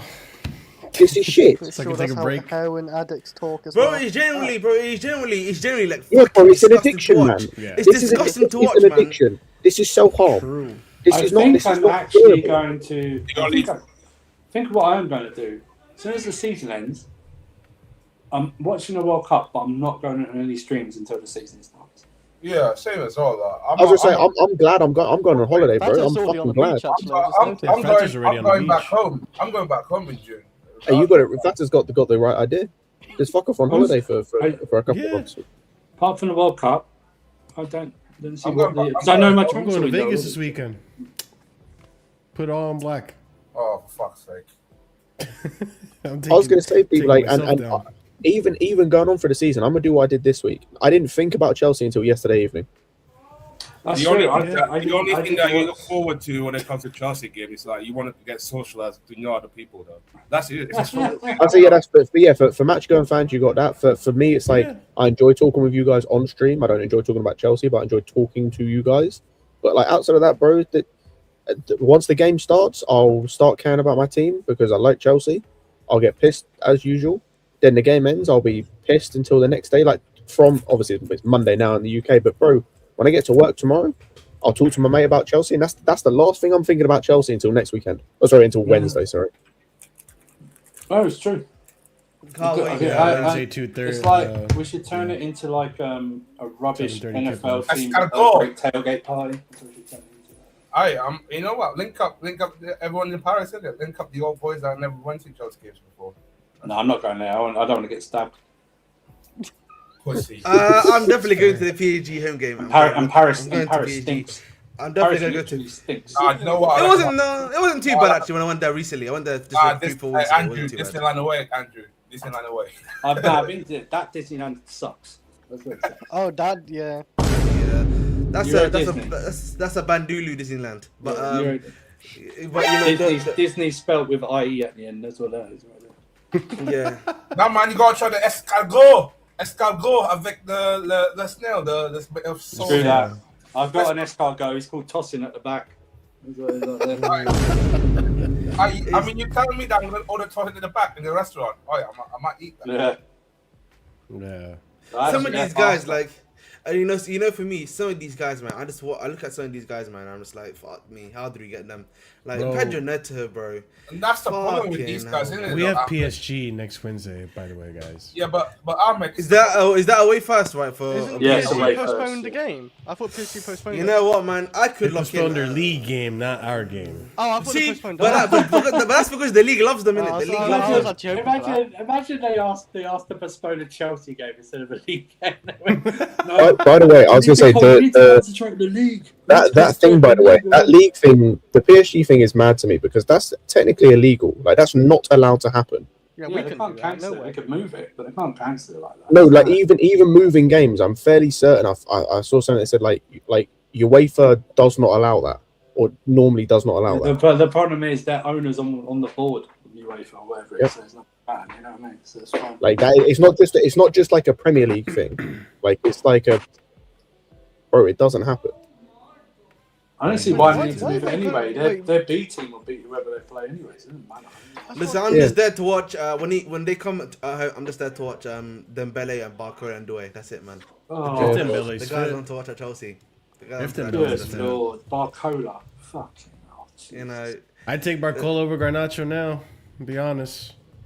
The bar is pretty. The bar's. I think that's. I'd take Mudryk over Garnacho. That's like flipping a double-headed coin dipped in shit. But you know what they're gonna do though versus PSG. They're gonna turn up versus PSG. Turn up. They're not gonna turn up. I don't know. They're gonna give us. I don't know if the juice is there. They're gonna give us a little bit of hope, and then we're gonna take that hope. We're gonna stir it up. You know, I've been thinking more. I'm gonna keep it real quick. Like just. I'll go 1-0 to and we'll my lose thoughts. 3-1 in the first. I'm gonna be so honest with you. I think that dog that we saw from Chelsea went with Maresca. I'll be so real. I think that dog that the team had left with Maresca. You have to look at the current. I always say you have to look at what the current manager is giving you. I'll be honest. I don't know what he's giving me tactically. I don't know what he's giving me. That's I hate to say it too, by the way, because I want nothing more with this team to succeed. And KG, yeah, this is if you look at this game in particular, right? This game in general. Can you explain to you what the tactic was today? What was the tactic today, KG? I'll be honest with you. I don't agree with anything you've just said in the last minute. I didn't think technically we were. We didn't get out coached today. The difference between us and Arsenal is quality. They have better players than we do. I haven't seen anything out of Rosinha that would make me say, you know what, like I'm like this guy's a dead man walking. Like I don't feel like he sets us up in a way that we're at a disadvantage, right? Like I just think that the ceiling of this squad, the talent level, is to a point where you could put Pep on that sideline and we're not getting higher than fourth because the quality of the squad is so bad. I agree. There's nobody in world football that could the get. Only thing I would say where I agree with Ahmed in a sense, like, is when it comes to PSG is I don't know how Rosinha is gonna tactically set us up in that game. If he tries to go to Arsenal's second leg, we're going to get killed in terms of if you just try to hold out for 45 to 60 minutes and hit them on the break, we will get killed. Because against Arsenal, we kind of got killed. It's just Martinelli stinks. But Scott, one thing though is that one thing real quick, Scott, is that Rosinha knows PSG better than Maresca ever did. Right? He's got 4 games. I think he's got 5 games because I think they played him in the Coup de France last year.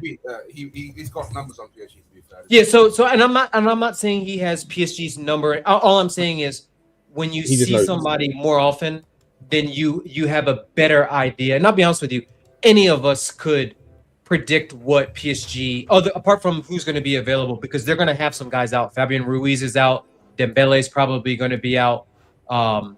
Doué's back, but they're like, from that standpoint of it, he's going to have that familiarity with him. But I agree with what you're saying, Ahmed and Scott, in the sense of we don't know how Rosinier's going to approach this. But at the same time, we were having these same discussions last year with Maresca in terms of how is Maresca going to approach these big games. We saw what Maresca did. Maresca went very risk adverse. I'm not going to slam Rosinier for tactics that he hasn't, that we have for a game that we haven't played yet. Yeah. Well, I'm just glad that the possibility of playing Liverpool in the next round. Yeah, that's what I'm saying. Like, means that Lavia will probably be. I still have hopes that we play Galatasaray away. I still have hopes for that. Bro, hang on. You see that background? What you just said? You know that background? I want you to run into that water, and I want you to drown yourself after you just said that. Yeah. And you know, I love you to bits. But I still want you to drown yourself. But to go back, the circle back, right? We want to select it. To go back to Ahmed's point about Rosiniers and the tactics, right?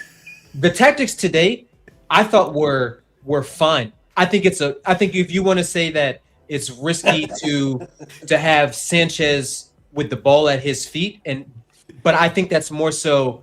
I think Arsenal dictated that. I think Arsenal, the way they set up and the way their press was, they pushed it and they made their responsibility and the free man being Sanchez. Mm-hmm. So look, I agree with that aspect of it. I would never want Sanchez on the ball trying to start the back, but you could see when we did, we cut through Arsenal like a hot butter. I was gonna say a hot butter. Knife through butter. Yeah, I was gonna say a hot butter through a knife.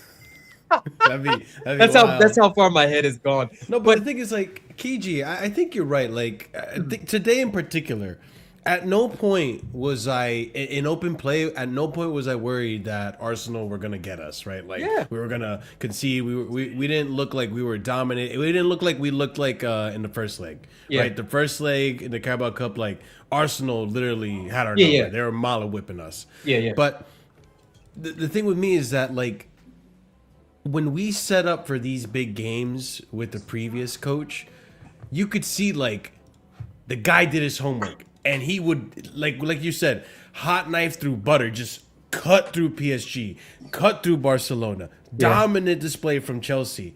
At no point today did I feel that either. And this is now the third time against Arsenal where I'm like, this is the third big occasion, and I'm not seeing this dog that I saw under Maresca. And I think, I mean, part of it's also like, how you gonna get up for it when your coach is literally Arthur, this guy right here? Like, it's. I don't know. I feel like that's been a bit petty there, Marshall. I don't care if my coach is Arthur. I don't care when it's stuff that. Like, at the end of the day, guys, you know, I'm facing fucking a rival team, essentially, in air quotes, because I don't even know if they're rivals anymore, considering how far we've fallen off as a team. I don't really feel Baku was the last time we really dominated them. Yeah, so for me, I think if that excuse. If Spurs are their rivals still, then we are definitely their rivals. Fair enough. But like the point I make is that as a player, you know, we apparently, according to from what we've seen, these guys like to face big teams. So it shouldn't be an issue for you to get it up and play the game. Pause. Hey, yo. Hey, yo! And I stand by what I said. You're doubling down on that comment. Huh? No, but what I'm saying is, the tactics today got the ball to some of our best attacker in dangerous positions. To me, and I've heard Pep say this before, where Pep used to say, "I will coach you to get to the final third. Your quality will take over from there, and I will let you sort of do it," right? That when they had Henry, when they had Messi, when they had David Villa, when they had all those guys. And don't get me wrong, those guys are miles better than what we have. But when I see Cole Palmer getting the ball in space against the best defense in the world, and I see him being able to turn, and I see him being able to play the ball forward, but it's Cole Palmer's quality that is letting us down. That, to me, that's not on the manager. And I would say the exact same thing if it was Maresca. I'd say the exact same thing when it was saw in the first half, they weren't busting a gut and running to get to the box or get a pass. They weren't doing it. That immediately changed in the second half. Yeah, we got more players forward. Yeah, they were running. They were doing this. And we were better. We were better before they scored that second goal. I mean, we were better than them before they scored the first goal. But we were better. We were in the ascendancy. They scored against the run of play. Do you know what I mean? Yeah. So it was a dramatic change from the first half, where before we scored, we didn't really do anything. Do you know what I mean? We were letting them have the ball. Well, exactly, but we weren't like people weren't running or busting the gut to get get the ball. But Andrew, do you think that's on the look? I get it at halftime, right? At halftime, you get it there, you're 1-1, and it's all right. We need to do, you put the halftime speech in, and players come out pumped up. Look, we're away to our biggest rivals. We need to win in order to stay pace in Europe. Lucky we went in 1-1. Yeah, we need, we need to. It also is nice to win because it stops them from potentially, getting a hand on the trophy. But I get that. But I'm like, I just if I see the same things happen with 2 or 3 different managers, to me, it's not so much a manager issue. And don't get me wrong, like with seniors, he's not removed from criticism. Yeah. And I know he's young. I know we all know that he's in over his head. But at the same time, I'm just looking at these players that I'm like, Cole Palmer, you are our talisman. Like we go, like Cole Palmer FC used to be a legit thing. We go as you go. We can only go as far as when we beat good teams, or when we would have the 4-4 draws with City and stuff like that. It was our best player in Palmer, or our best attacker, leading us in those. When I see us struggle, and I see us drop points to teams that we should be beating, or games that we should at least be getting a point out of, and I see Cole Palmer playing like that. Don't get me wrong. Look, Cole Palmer wanted to come off today. When he went down, he wanted to come off. But you know what? Something clicked in his mind, and he said, "You know what? I've ducked the Arsenal test too many times. I need to get back up, and I need to keep playing." He saw the memes. There's the word that doesn't exist at Chelsea is accountability. Yeah. At every level of the club, there's no accountability. Yeah. Like if we don't make Champions League, maybe they'll sacrifice a senior. I don't know, but there will be no accountability for the people above him, from the sport directors to the owners. There's no accountability from the players below. I bet you Neto. What should happen to Neto is he should be fined 2 weeks' wages. That won't happen. Yeah. If you're gonna do a heart surgery on these players, it feels like too many of them have no real bit of energy left for the badge. They don't wear like it's the most important thing in their lives anymore, because they've downgraded themselves into their own mindset that we only gonna grind into scraping the top 4. That's it. It's like they treat it as if like it's some heroic achievement, like worthy of praise. Like look what happened last season when we made the top 4. Like these guys were celebrating in that dressing room after we beat Forest away.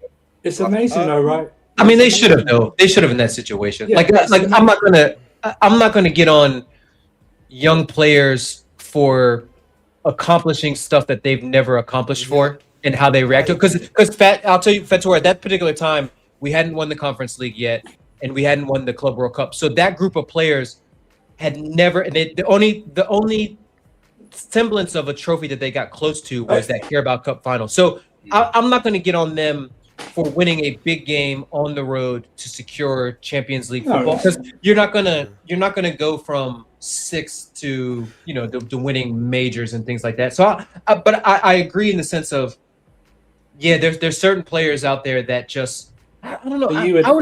This is what I said about down. They're still like downgrading their mindset. Like, but the thing is though, it's like if I'm my job and I need to do something to stop my wages from dramatically decreasing, I put every effort in, because we don't make Champions League. Right. These players' wages go back down. They lose 25%. They lose 25%. So why isn't that a motivation? Do you know what? Oh, maybe. Oh, I don't like getting paid. I don't know. I think the effort is there for a lot. Like João Pedro, fighting against Saliba and Gabriel that's for fine, 90 he minutes. can't do it by himself. Yeah, I look at Reece James. I look at Caicedo. Like Caicedo was incredible. I thought he was immense today. And I look at even like Chalobah and Sarr. Like I looked at them giving effort. I just think it's just our players just aren't good enough. The gap is too big. The gap is too big. Why are we so like aggressive in the wrong way in every game? Like even against Burnley, why are we so aggressive against Burnley? Do you know what I mean? Part of it for me. It was just ridiculous, and it's like the mouth-off. It's like I was so pissed at Enzo Fernandez. He got booked, and then he was still mouthing on at the referee. And you just seen the referee book Pedro Neto for that, and that helped him get sent off. It's like you're the vice captain, bro. You're the vice. You speak about how you want to be a leader in the team. When Reece is not there, you're the captain. You're the leader on the pitch. You doing that? You could have got yourself 2 bookings in a matter of minutes. But this is where, this is where Safa. Yeah, 2 things. Yeah. Firstly, you know, the team itself, when it comes to leadership inside the dressing room, I don't think there is that level of leadership there. If we're being honest, right? Yeah. In terms of doing all that stuff. And I think secondly, in terms of just the accountability point, I'll be honest, the red cards sounds kind of, someone said this on Twitter, the red cards kind of like sum up the club. Think about it. No one's accountable, bro. And we keep making the same mistakes again. So we shouldn't be too surprised. I just think for me, the gap in quality, I genuinely feel like this, yeah. The gap in quality for us to be able to do really well in this league, to compete in this league, and the current gap and where we are right now, the gap, guys, is, I don't want to say is astronomical, but I feel like it is astronomical. We are. It's astronomical in a sense of, and I've said this before, because if you just want to solely focus on the league, I don't think that the gap is that astronomical, because you're only probably like 3 players away, right? Because you don't need to do as much investment. If you want to start trying to compete on more than one front, in terms of you want to start trying to compete in the Champions League, not necessarily win, but go far in the Champions League. If you want to try and make a cup run or win a cup, then you're talking 6-7 players, because at that point you have to rely on your whole squad. Yep. And what we need a couple of first team players, but so much of the recruitment we need is on the squad. Like, we need a backup striker. We need, at least probably 2 wingers at this point. We need another midfielder. We need a backup 10. We need a new right back, in my opinion. We need at least 2 centre backs. Like, so we're talking, if you wanted to compete on all fronts, you're talking 7 players. If you just want to focus on the league and you want to fuck everything else off and just like do nothing else in any other competition, then we're probably closer. We probably only need like 3 players just for some bite off the bench. Yeah. Then you can literally play the starters in every league game if you want, with rotation here or there, and just fuck everything else off. But here's the problem, though, Scott.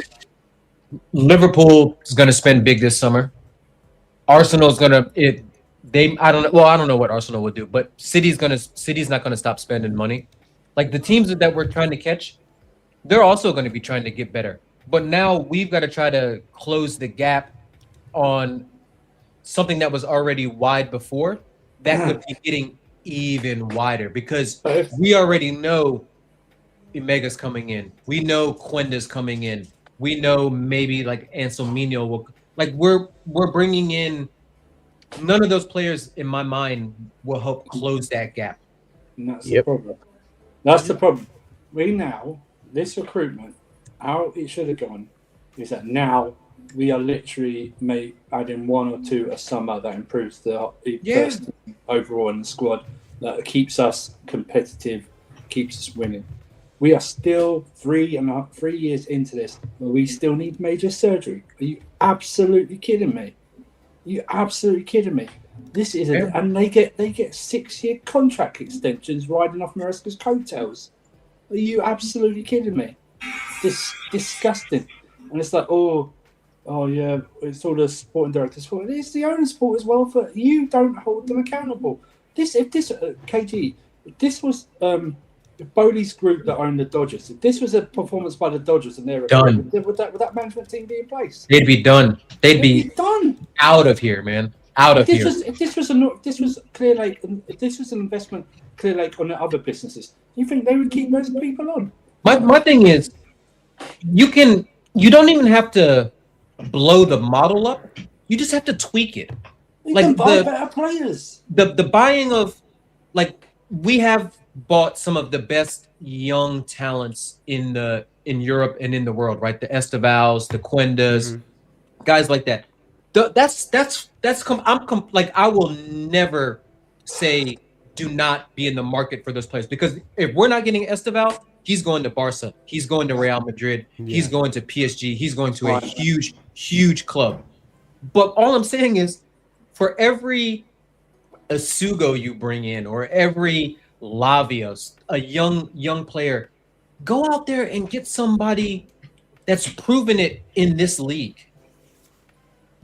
That can step into this league, and that real quick, and that we don't have to say, oh, I wonder how this guy's going to do in the Prem. We've seen it before. Semenyo was right there. People can say Semenyo is not the cleanest technician of all time, and his first touch can be a little loose. But you know what he is? He's Prem proven. Question for you, KG. I've got a question for you. You can add to this, yeah? The problem with a lot of this stuff you're saying is that it's not that it's not true. Yeah. The problem that you have is the wage structure they're trying to implement. Oh, I agree. That is the issue. Because like they actually did try to, example, go for Semenyo. Yeah. But like when you're offering the brother 100k a week or something like that, which is probably what he's earning plus bonuses. What's going? No one's gonna agree. No, sorry. I agree. Take it from a man who's on Chelsea wages. He knows. I was about to say the Semenyo one is a bit different. The Semenyo one is worse in a sense because we could have matched what he is getting paid at City. Oh my, yes. And it wouldn't have been an issue in terms of he'd have been on less wages than Neto. He'd have been on less wages than Palmer, I think. It would have been fine. The issue is with Semenyo, which is worse, is he looked at us and Man City and went, well, I'm going to join the team that's going to win shit. He went, I'm going to join the team that's more likely to win shit. The project is better. There's better opportunities for me there. The one where I agree with you are the ones like your Osimhen's and your Elise's and team and guys like that. And your Gehi's. Gehi was a little bit different, because that was some of the stuff in the past. But like that's the problem. But I agree, man. Like when you're seeing Cunha move up, and obviously he's not been great, but he's still been like decent for United. When you saw Mbuemo step up, like you've got Ndai right there, man. Rodgers is there, even though like people have their opinion on Rodgers, he's still better than what we have. Yeah, like Ndai is cool. You know what I gotta say? You have guys in this league have the ability to step up a level, and instead of going and getting them, like which we see we've done with Caicedo, it worked. We see what we've done with João Pedro, and it's worked. Instead of getting that, we're going to sign fucking Gittins. We're going to sign in what KG was saying, right? Like for every Esteval that we get, or for every Santos, we get a Delap, Garnacho, and a Gittins to go with them. Yeah, it's just crazy. Wages. Oh, go ahead. Adjust that comment. Yeah, I was gonna say that's not necessarily true, guys. If you look at the wage structure in general, Cucurella and Reece James are our highest earners, and those guys, by the way, haven't even re-signed a new deal yet. Yeah. And they've got 2 years left now. Our wage bill is only high because of the quantity of players that That's are what on I was going to say. Exactly. Yes. Yeah. Yes. Our wage bill is what it is because we have 40 players or whatever it is. If you look, I'm sure if you looked at like the average salary, we would be mid-table. 65k. I think we're like 65k. That's probably our average. 65 or something like that. Right? I'm never beating the money allegations. You know anything about money. Look at him. Hey, listen. You gotta know what's coming out, man. That's it. Shout out to that Cowan. You know what I mean? I said you got to know what the money coming in and coming out. That's what I said. No. You did not say the word money. You did not say the word money. Either way, man, we keep it pushing. I'm gonna be honest with you guys. I don't give a fuck about paying high wages. I don't care. Neither do I, man. It's not my money. Did you know what? The only reason why people care is the same way as the expense. People only care when it goes wrong. Who's talking about how much gear he's on currently? No one, because no one cares. And improve that he's been saving. No one. When Donnarumma went right, and everybody was like, "Oh, we don't want to pay Donnarumma those crazy wages." Donnarumma's been City's player of the season so far, in my opinion. He has been saving them. And then you know who else saved them? Semenyo saved them. But you know what? You know them. what with the wages though? They don't want to break this. They want to, they want to incentive and stuff like that.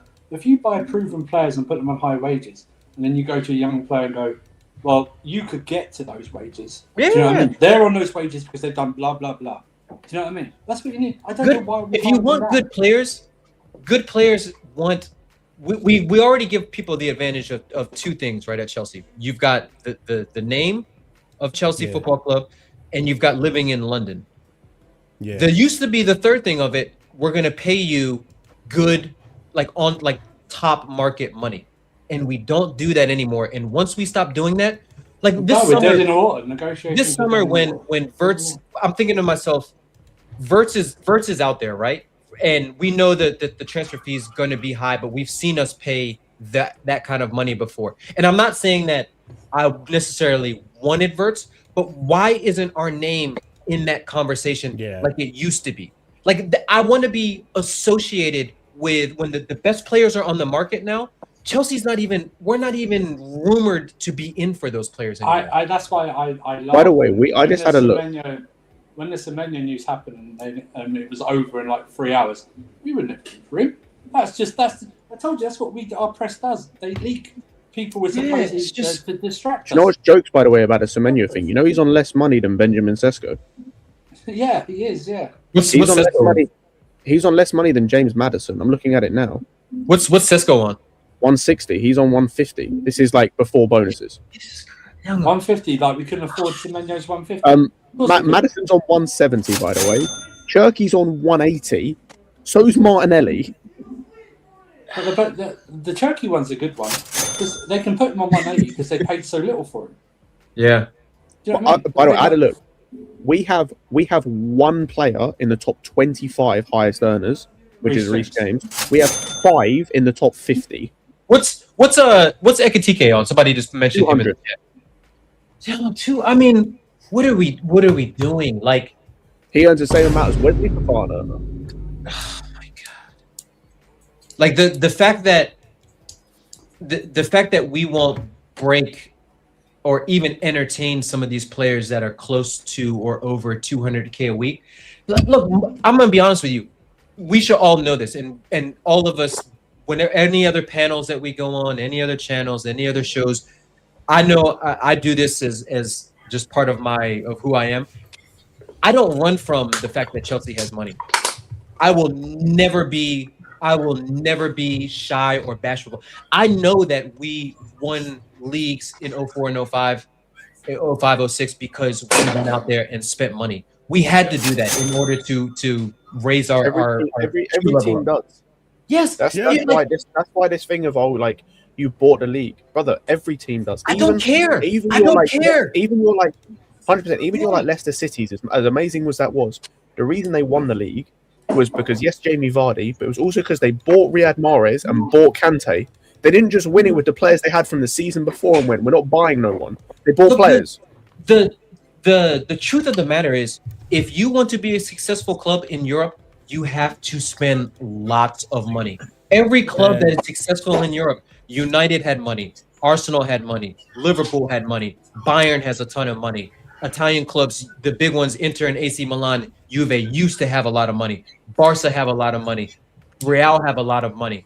You buy, I don't care what it is, you buy titles and you buy trophies. So in order to do that, you have to go out there and you have to buy the best assets, the best players. And we're not even the best players nowadays. We make that phone call, hey, or the agent makes the call, hey, how does 125 and a nice 25% markup in the if you make Champions League? They're probably like, what motherfucker? Click. That's the problem. I think for me, real quickly, before you go to answer Haz's question, according to Capology, because that's what I've been looking at. João Pedro's on 125 a week, which is 5,000 a week less than Bernd Leno is currently earning at Fulham. No, shout out to Bernd Leno's agent because you did Bernd Leno's agent, you did a fantastic. Bro's earning 130K a week at Fulham, while João Pedro's on 125 at Chelsea. Before Ahmed goes, it's a good thing KG pointed this out. because I almost forgot to do this. Like, just like any winning club, you need to spend money to, like, you know, be a winning club. For any channel to be successful, we need to smash those likes for this to work out. Okay, so smash up the likes. We're almost at 50. Otherwise, I'm gonna have to buy a brand new chat. Right? I heard AI is pretty good nowadays. Yes. HA, I'm looking at you, bro. You better smash that like. I swear to God. Everybody's replaceable. Yeah. You know, Go ahead, Ahmed. I think for me, I just look at this and I'm just like, they don't want to increase the wage, or they don't want to create this level of wage, because they're also trying to sell the club, right? Eventually want to sell the club. They want to maintain a sustainable model, right? Because that's the thing you want to do, right? And so for me, on one level, there is a logic to them doing what they're doing, where they're trying to pay low incentivized wages, right?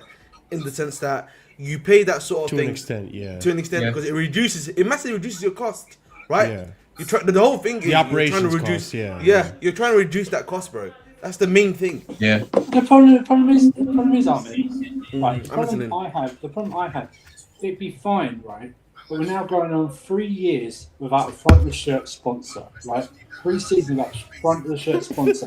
Where we're given. I got money off that front of the shirt sponsor, man. Given our stadium issue and our match day revenue is not as high, you think that would be priority. Do you know what? Just take the whatever you in 2020. Just take it. Just take that. They're good at loopholes. They're good at loopholes. If you get a better offer the second year, I say it again. Sustainable model. This model has never been sustainable to begin with. Football's not a sustainable model. Like, football is not. Yeah, it's not. Money. Look at Man United. Man United is like $1 billion in debt, right? They owe. I saw something. They owe like 420 million in transfer fees that they haven't actually realized yet, and they haven't paid yet. Like, football's not. Bro, look how much we owe Roman. Interest-free loan. Interest-free loan. We only over £1 billion. What are we talking about here? You already overspent that. $1 a day. You would think these guys invest and make a lot of money. You would have thought, shit. It's Stamford Bridge. Yeah, it's hard to renovate and it's hard to move because we're in London, right? It's hard to get the thing. I need to make sure I'm maximising everything else, like sponsorships, to cover this while you we would go. think. And also that means on the pitch as well. This team has to get high place in the league to get hundreds of millions a year from the Premier League, and also win stuff so that we can attract more sponsors. Sponsors on the sleeves, sponsors on the knees, sponsors on foreheads. You know what I mean? It's just the thing is, I don't. You know the issue is, Safi. Yeah? I think these guys are not realizing football is not like some of these American sports where at least there's a level of parity. Yes, of course, some of the big teams. Wait. With the Dodgers, there's no I understand though. You don't understand what I'm about to say here. Hear me out 1 second. There is some level of parity in the sense that you can still guarantee yourself some level of quality of talent from the draft. If you draft right, you can always get some level of quality talent. The problem for us, right, and you can also you can also get them on like low wages too. The problem for us here is that we're trying to do that, but we don't. But we're not scouting correctly. Firstly. And the other teams aren't doing that next to you. They're willing to give out 250. That's what I'm saying. And so there's no parity. If I come to you saying I'll give you 125, and Andrew says I'll give you 200, you're not calling. You're not picking up my phone again. You're not answering my text messages. 100%. And Ahmed, what you said about the a point you made, like, just links back to what you said earlier in terms of you said about the operational costs. 100%, you need to lower the operational cost and everything. But our wage bill is still the fourth highest in the league because you have 40 players on the fucking wage bill. Yeah. So even though you don't have a bunch of people on like 200k, because you got a bunch of people on anywhere from 100 to 150, it's the same difference, man. So you're not lowering the operational cost anyway because you want to sign a bunch of players and stockpile a bunch of players. You could have just avoided signing two of those, and you would have had wages for a good player. These guys are drafting like they have what's his name? What's his name? Oh yeah, Phil Jackson, but he's the GM for the New York Jets. That's how they're drafted right now. Yep. They are. I'm deadly serious. Nearly every signing we've made, a high percentage, it's just question marks. Yep. Yeah. It's just potential. 100%. We don't listen. You cannot do this. It's not working. No, they're going to point out to 12th to 6th to 4th. I don't care. I don't want that. I want 12th to 1st. You know what I mean? Win. I want that. Yes. I want Champions Yes. League. I want. My main thing was I was waiting because I didn't want to be in the top 4 race. I wanted to be so far away from the top 4 race. I'm focusing upwards.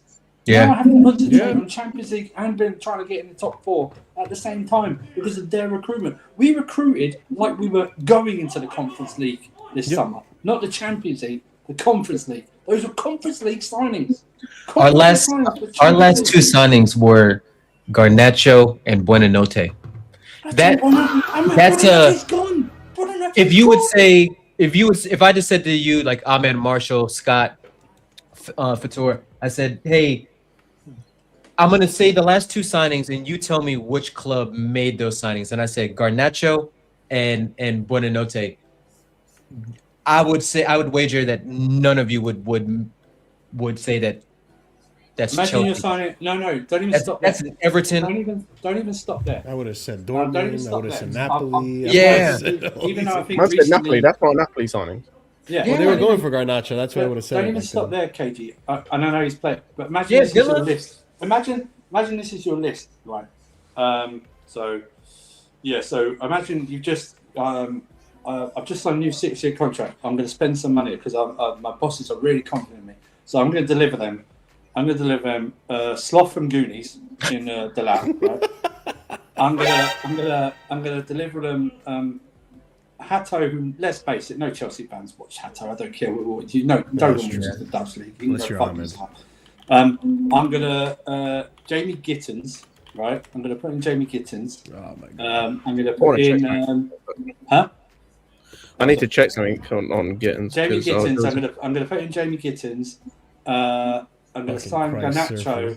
I'm gonna sign Garnacho. And then I'm going to sign Boris Noches on loan. Yeah. By the way, do you remember, Andrew, do you remember how... Fantastic movie. What was Gittins' total last season, like halfway through the season, when everyone was saying he was having a great season? Who? Sorry? Gittins. Wasn't it like 8 goals? And... Yeah, so that total we had of 8 and 4, I've just seen of it.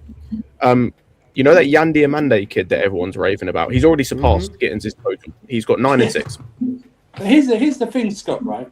By the way, this Yan Diamande kid, by the way, 2 years ago was playing in the USL Championship in America. But here's the thing, right? We signed Gittins, right? We had that transfer window before the Club World Cup started, and we were bidding for Gittins. We didn't get it done, but we signed him. We signed him after that transfer window, which means he couldn't play for Dortmund in the Club World Cup, and he couldn't play for us in the Club World Cup. It's just what are we doing? And we gave him more money because remember we went to him with an offer, and then they were like, "That's not enough." Yes. And then we said, because we were so scared that Bayern were going to sign him. Bayern were going to sign him. Bayern weren't going to sign him. Not a chance with Bayern. No, Bayern signed Diaz instead. Exactly. They were always after Diaz. Remember, Xavi Simmons is coming to Chelsea. Xavi Simmons is coming to Chelsea. No, we get Boris Noches on loan instead. And they only lasted like 6 months, less than 6 months, because it was the last day of the transfer window. It was like 3, it was like 4. That is criminal investigation. 4 months. Something happened. What is our obsession, by the way? He's not even What is our obsession with buying? He's gotten worse. What is our obsession with buying guys that have got relegated? Yes, exactly. What is this weird fetish we have buying relegated deals, players? Man. Bargain Like bin they've got buys. mentality. No, but Marshall, it's not flash deals though, because like outside of the Buenanote loan, like you had the you've obviously got the Lavia one and you got the Delap one. We were interested in Taylor Bellis, Harwood, whatever his name is, Harwood Bellis. Another double barrel turn on this club. Don't forget Trafford, we were Somerville. We were interested interested in Somerville too. Somerville. We were interested in Trafford. Like, bro, what is with all these fucking relegated players? You need to understand something, Scotty. Yeah? These guys, they look at like Somerville, Trafford. They're cheap. They're very high on FM. If you know the FM nation, that's it, man. It's quite simple. The problem is, we've gone to Walmart, man. They're in the middle aisles. The issue actually is with the current scouts that they're trying to do right now. With some of the guys they're trying to do, they're going even deeper than Football Manager itself. They're going into the raw data analysts now. But why didn't we? They're going from. Why didn't we sign? I guarantee you right now. They're looking at Forest squad right now, right? Yeah, licking their lips, Andrew. Forest squad, and they Murillo. I hope we get Murillo. Price deals, Murillo, Elliot Anderson, a couple of others maybe. Yeah. They said $5 off because it's open box. No, Andrew, I'll go one further, bro. They are licking their lips at Mateus Mane, bro. The moment Wolves get announced as being relegated, bro. The moment, hey, I'll tell you right now, by the way. Yes. I genuinely think the day they get relegated, like let's say for example, right, their next game I know they can't. I think their next game is against Liverpool. Say for example, they lost to Liverpool, got relegated. The next day we would see, we're in for Mane. We would have gone for Strad Larson. Scott, I've got your Cucurella replacement from Wolves. Who? Bueno. Oh fuck. Oh, they got to put out the banger. Yeah. Where's Arsenal? I told you, it's gonna be. It's nuts. Hey, look at. Hey, Xavi Simmons. If West Ham go down, right? If West Ham go down, I would take Jared Bowen all the time, right? That's actually reasonable. He's 28. He's 29. We won't go. No, Andrew, I can't lie to you. I know we just talked about him, but if West Ham go down, I'm taking Somerville. I don't give a shit. Like, I don't give a shit. I take that Fernandez kid. Yeah. I take Fernandez, Matthias. I think he's... Oh, yeah, Matthias? Yeah, cool. If Spurs go down, I'm just taking Van der Ven. That's it. That's all I need. Yeah. Nah, maybe Kulusevski. He gets injured quite a lot. Nah, bro, I'm not trying to take injury-prone players, Marshall. No, thank you. Bro, we have one already. We just replaced the Van der Ven for Fofana, man. We'll be fine. Maybe Archie Gray. No, bro. Like, no. I'll take Archie Gray. I think Gerval over Archie Gray. Archie Gray. But let's be honest with you. Like even if Spurs go down, they're never going to sell to us. So sounds like our owners are dumb enough to like call them and be like, "Hey, would you sell?" And be like, "Do you know what number you dialed? Like, we don't do business with you." And they're KG, like, "Oh, no, yeah. KG. I'm definitely not taking Xavi Simmons. It's a thing, KG. We bid for Richarlison. That's what happened. EPL, you're a real piece of shit. You know that, right? EPL. I'll take the SC from He's got great heading stats. I know, right? You know, I've got a Disasi signed shirt, by the way. Yes, we know, bro. You've told everyone already. You brag about it all the time. Signed shirt, man. Hang on. Was he like the only player you could find at that time to sign your shirt? No, it was only 30 quid. His way to look for it. It was only 30 quid on Vinted. On Vinted. That's the worst 30 quid you've ever spent in your life. Oh, man. That's value for money right there, but if I've seen it. You know what? I'm going to start pocket watching you. Talk about players not getting any transfer value or increasing their value. You put that on eBay right now, that you might have to. You're gonna have to pay buyer shipping. You're gonna have to cover all the processing fees. You might lose money on that. Ahmed, let me get this straight, Ahmed. It wasn't a shirt you already had and you got him to sign it. You actually bought a signed Disasi shirt? Yeah, man. Right. Can we see it on a stream? Sorry. Fata, bring that thing, that picture up of the beach skin. You can join Fata in the unfortunately, I left it. Wow, I did it backwards. It's just a yellow for that one, Ahmed. I can't. It's a currently yellow for the Sassy sign kit, bro. No, it. That's a flagrant. Not even the Testi's mom has a flagrant 2 there, Marshall. Flagrant 2 there. Rejection, That's though. what it is. There's a rejection still. 2 hands on the back for that one, Ahmed. I can't lie. That's a yellow. I need to see, like, chat. I don't know about you guys. and distinguished members of the panel, I would like to personally see this on a. Can we get a bridge? You will have it definitely by Wednesday. The issue is it's at my girlfriend's house right now, so I need to actually. He's getting it framed. He's getting it framed. So usually girlfriends will leave like sweatshirts over at your house, and you leave the sassy. No, I had to get it. No, so I had to send it to her address because like my house is a little bit under construction right now, so I couldn't actually do it over here. I live on a building. What is going on in the bridge? When did you buy this? When did you buy this? Oh, it was only like last week, bro. I did that because like I showed it to Marsha actually. No, like, when? What month? Last month, February, bro. Hey, all right, that was. We might have a bidding war in the chat. Sorry, that wasn't a sign. That wasn't Sassy signing his name. That was a help me message to get out of the bomb squad. That he signed. We gotta investigate this. I'm not gonna lie to you.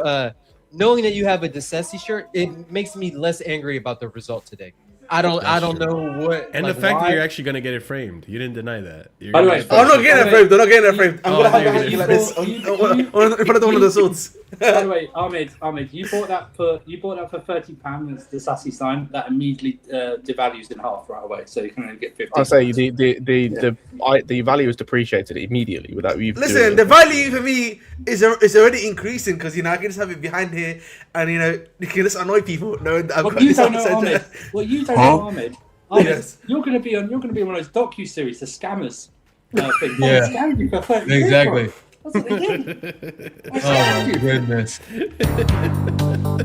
Oh my god. I'm over here looking up Drogba signed shirts on eBay and Lampard. There's actually a lot of signed Drogba, Lampard stuff on Vinted, by the way. They were like £80 for me, like 70 yeah, pounds. The real fight was for the Sassy. And they're legit ones. I know, right? Yeah, I hear it. And he went the budget route. You went the Clear Lake model and went for the budget player. That's it, man. The unfortunate part is there's no potential in that. Yeah. You know what? There might be. You never know, man. You never know. Stuff usually ages well. Oh man. Actually, can I take that Sassy shit off you? I need to line my cat's tray with it. So. What number? What was he? Number 2? Yes. Yeah, he was. It was the one. It was the one where he was playing for us regularly. Oh my god! Ivanovic is rolling over in his grave right now, knowing that the Sassy took that number over. Okay, the thing is, we could do this with our whole squad, bro. Like the fact I have to watch Jamie Gittins have that 11. Like, oh my god, Neto with the 7. Sick.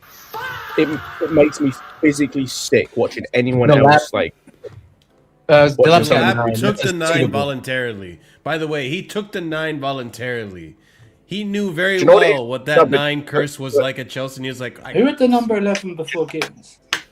Noni. Oh shit! Was it Werner before him? Yeah, it was Werner before him, God, and then poor number 11. Andrew, bro, I looked this up like ages ago. Fuck it, we'll run it back. Chelsea, it's bad. It's fucking terrible. God. That poor number 11. I think for me, look at the number 10s that we had before Palmer. It's terrible. We can do this. So our last. Oh my god, our 10s actually is a worse record. So this is our number 11s, by the way. It was Jamie Gittins. Before that was Noni Madueke. Before that it was João Felix. Then Werner, Pedro, fantastic. Then Pato. Then Quadrado, and then Drogba. The second time. Oh my god. We've had since Drogba left in 2015, we've had one good number 11 in 11 years. I thought the number 9. I believe the number 9 is cursed, going back to Khalid Belarus getting it as a defender. Oh yeah, there is actually no excuse. I can't think. There's no hex on the number 11 thing. Like there's no like a goalkeeper. Andrew, even the number 9 thing, like we talk about the hex, bro. These are just shit players. Like if you go through the number 9s we've had. Like after Belarus, we gave it to Sidwell, we gave it to Franco Di Santo. Yeah. Sorry, we gave it to a fat Higuain. We gave it to Abraham. Yeah. Like I'm sorry, I don't buy this curse thing. Look at the brothers we signed. Look at the guys we signed. Who were the 7s? Who was 7 before Neto came? It was Sterling. And then Kante. Seven's a bit different. Like it's not had any iconic players in terms of for like my lifetime, but it's more. It was just Sterling, right? Before Neto, it was Sterling. Then before Sterling was Kante, and then Ramirez, and then Shevchenko before him. Oh yeah. So like, it's just more like outside of Shevchenko, it's more at least you can say he was a Ballon d'Or winner before he joined us. It's like solid players with Ramirez and Kante. Fucking hell, easy for me to say. Bro, tell me the number 8s after Lampard. Oh, please. Because that number Oscar. should be retired. Oscar, yeah, okay. Oscar, I'm okay with Oscar. All right, okay. Barkley. You know, Didn't Sorry, Mason sorry, Mount I have can't hear it? him. No, Sorry. he didn't have it. Sorry, He had after 19. Oscar. Ross Barkley. So Oscar, Ross Barkley, Yeah. Kovacic, and now Enzo Fernandez. Well, Kovacic wasn't bad. That's not too bad. That's not It that's could be not worse. terrible, given what we just heard with the 11s. Yeah. I was gonna say, the 11 pretty is the bad. one that hurts me, bro. Because Drogba's my favorite player, Chelsea player ever. Yeah. That hurts. Yeah. Seeing his number get desecrated like it has been. You know what? Tosin's 4, right? Is Tosin 4? Yes. Tosin's 4, yeah. I forgot. Yeah, Drogba's had 2 numbers, right? He had 15 and he had 15 and 11. as well. Yeah, we had Nicolas Jackson in 15. Oh, William was 10 for a season. Remember William was 10 for a season when Hazard left and William took it? And Yeah, then he took it. took the joint out and then went to Yeah, the 10's been dragged through the mud in recent seasons. I was gonna say that Oh, our number 10's like. Luckily, Palmer at least has Pulisic. had that one season. Yeah, like at least Palmer's had the one season of being quality. So like, okay, he could deserve the 10. Apart from that, it's been Willian, Pulisic, and Mudryk Bloody hell. since Hazard left. Bro, when Oh my Pulisic God. took it, he was like out for the most injuries he's ever had in his career. Bro, Wow. imagine this, it went from Mata to Hazard. Bro. Unbelievable. Matter to Hazard to friggin' Willian. Oh my god. Well, you know what? I'm with this current squad. I'd take Willian 100%, but then went Yeah, from Willian to Pulisic to Mudryk. Oh, Yeah, William would be on that left side, be cool for us. Yes. I'm of the opinion with these numbers, by the way. Like once Gittins leaves, like the 11, the number 8 once Enzo leaves, the 7's less important because we haven't really had anyone iconic. But like the 11 and retire him. not retire them, but bro, just leave them as in there like for- no one gets them until Yeah. you've had at least 1 or 2 seasons of top level football. Then you get them. 2 I seasons, personally- cool. Cole has 26, right? I personally think. And yeah, he does. Cole has 26. I But like personally think until that it should be retired. Number 8. I think it should be retired. It's a that's great fair. example.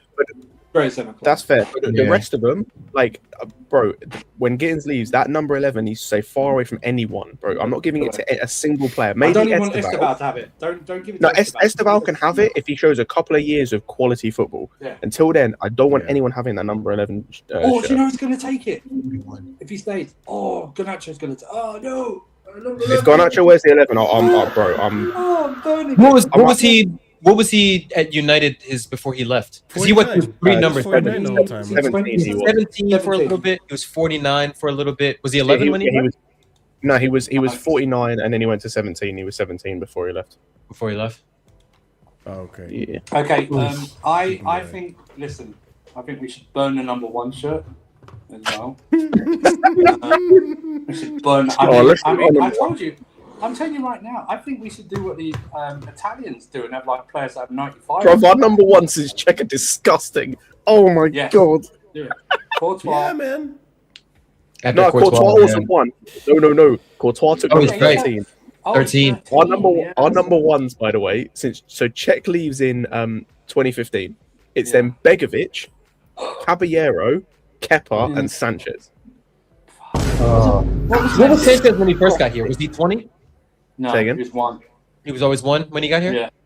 He was 1 because Kepa left that summer to go to Real Madrid on loan. So Sanchez. Yeah. Oh, that's right. Yeah. Kepa lost his number What was that summer. Mendy? What was Mendy? Mendy was 16. 20 oh, yeah, 15. Yeah. Yeah, he was 15, 16 you know, because it was the you know same what? number he wore at, 15. in France. 15, apart from Mudryk, has actually got quite. Yeah, 15's all right. I looked at it. 15 is decent. Drogba, Malouda. Malouda, yeah. Quite a Yeah. good history, yeah. Even first season, I think first season Jackson was 15. Oh yes, Yeah. you're right, yes, you're right, Jackson. Did he I get don't even 15 know. again the next season? I don't remember. No, Yeah, I he think kept it. No, it wasn't. kept it. No. He kept He's been it because of 15 back Drogba. to back. Yeah. He kept Okay. it because of Drogba, didn't he? Oh my god, bro! We've given Badiashile and Tossing Claude Makalele's number. I forgot about that. Oh, yeah. 4. Yeah, do the 4 ones after. Oh, it's bad, bro. So it's Makalele. Yeah. Bro, Jesus Christ. So it's Makalele, then no one has it for 3 years. And then it's David Luiz, Cesc Fabregas, Christensen, Yeah. Badiashile and Tosin. It's not that bad. It just keeps worse and worse and worse. To me, yeah, it's like it goes down obviously from Makelele, but there's a level, and then you get to Badiashile and it falls off a cliff. Moses had 15 as well. He had 15 as well. Do the number twos. Do the number twos. Our number twos aren't actually that bad, to be fair. Like they're all right. Like it's I was gonna say, you know, to be fair, it's just Disassi when he takes number 2, because before him it was Rudiger and then it was Ivanovic. So like number 2s is fine. What about our number 5s? Number 5. Jorginho was who was 5? So it's 5. It's again, this isn't terrible. It's Essien, then it's Zuma, then Jorginho, then Fernandes, then Badiashile. Hassan Koulibaly took John Terry's number. And he 26. Sorry, I was wrong, Marshall. No one's number 26 currently. Levi Oh, was that's number right. 6. Enzo was number 5 when he first got here. My mind was No. Scott, don't give any ideas, man. That's Cole's numbers next season if he comes back. No, he's already had took it last season. Yeah, he took it last season. This season, he's number 6. Yeah. That's so bad. Oh, sorry. Koulibaly took it, didn't he, for that season? Yeah. Oh my goodness! But just look at the names, just the fall off of names. Like just Bro, our number 6 is off. When you look at if you were to put those like names together, it's actually a miracle we've won so much. Yeah. I'm glad that we did. We've won so much the last few years. You know what I mean? It's like we shouldn't have won this many. Like we've actually. It's not just this. I keep going back. We have heavily. We good squad based together that lasted for about 10 years. You know what I mean? From 04 or maybe 8 years, whatever it is. Then we put a bit more talent around them, but we let other things rot away a bit. Yeah. And we got the most out of it. And now it's like. What sucks though? Like real quick, because I was actually thinking about this today. Reece James was born in the wrong era. Oh yeah. If Reece James was born a decade earlier, regarded as one of the greatest right backs of all time. Yeah. No, I think he is regarded. I don't think he was. He's in no one doubts his quality. No one doubts his quality. Yeah, he's in the wrong team. The reason, because like Matisse was talking. I think Matisse did this on his review, or maybe I heard it elsewhere. Of like, he's in the wrong team because if he was in any other Chelsea team ever, he's in best right backs of world football conversations in history. Yep. 100%. But it's because he's in this piece of shit team. He's 26, bro. And if outside that Champions League, like if it wasn't for that Champions League, this guy's legacy would be like Kane's, bro. But worse because he doesn't have the goals. He's the guy I feel bad for the worst. Imagine this guy. 100%. Imagine this guy crossing it in for a prime Drogba. Oh my god. Oh, Good. my Drogba. I know Drogba. Like he has over 100 league goals anyway. He'd have nearly 200. Oh my god. Imagine Lampard getting on the end of this guy's crosses. Imagine Lampard. Yeah. He'd be the top scorer. He'd have 300 goals for us. You know what I mean? Oh my god. Yeah. Yeah. Reece is class, and he's in this freaking team just wasting away. And again, if I don't think it's gonna happen, right? Where Reece just decides he doesn't want to be at Chelsea anymore. If there's a respectable contract in front of him, he will sign it for sure. Because I could also see this team being stupid. The ironic thing is they'll bung his thing up to 300k probably. I hope that's the case. Do you know what it is? They don't, swindle him. I actually think Reece is the one player who, like, I think in the team who I think would accept a wage cut just to stay at Chelsea currently, because I think he does love the club that much. Unless it was the only way I think. The only way I think he doesn't sign a contract is one, they don't offer him one, or two, it's like we're talking a 60% wage decrease or something. Like something 50 or something like that. Yeah, not even 150, bro. Maybe even less. Like, so he goes down to like 100 or something.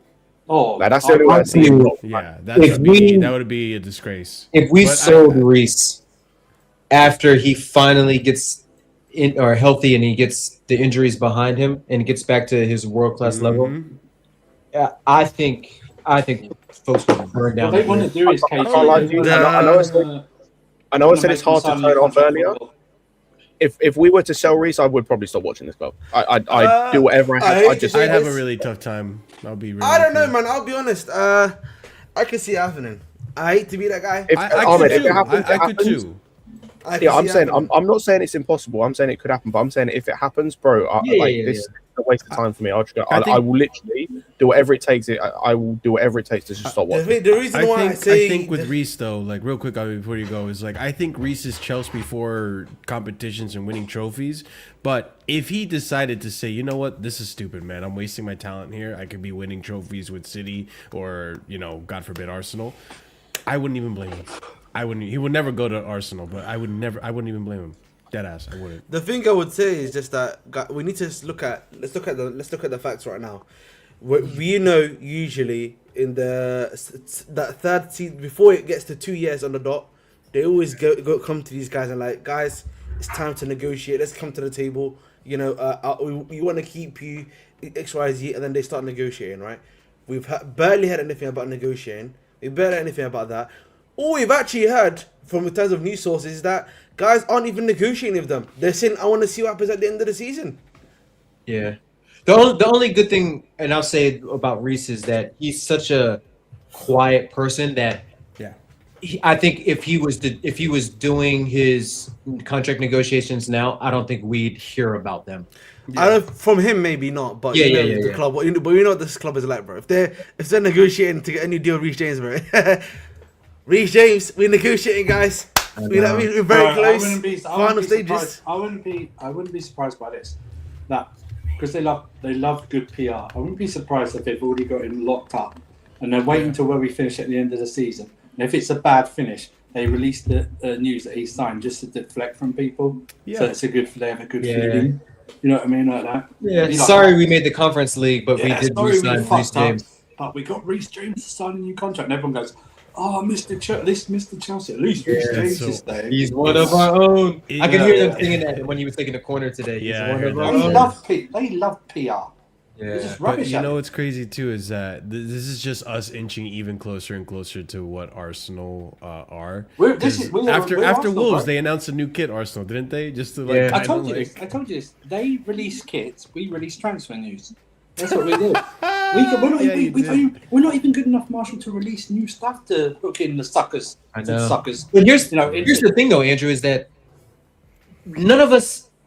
We've had so many transfers, and so many of them have just been blah transfer. Like, I don't even get transfer dopamine anymore. Like, you'd have to link me to an Elise for me to even. But even if you linked me to Elise, I'd be like, that's bullshit. I know that's not true. Look at this summer. Look at this summer, man. It was Xavi Simons. You're gonna get Xavi Simmons. Xavi Simmons is gonna play here. He's gonna play on the left. He's gonna play as a 10. He's gonna back up. He's gonna do all this.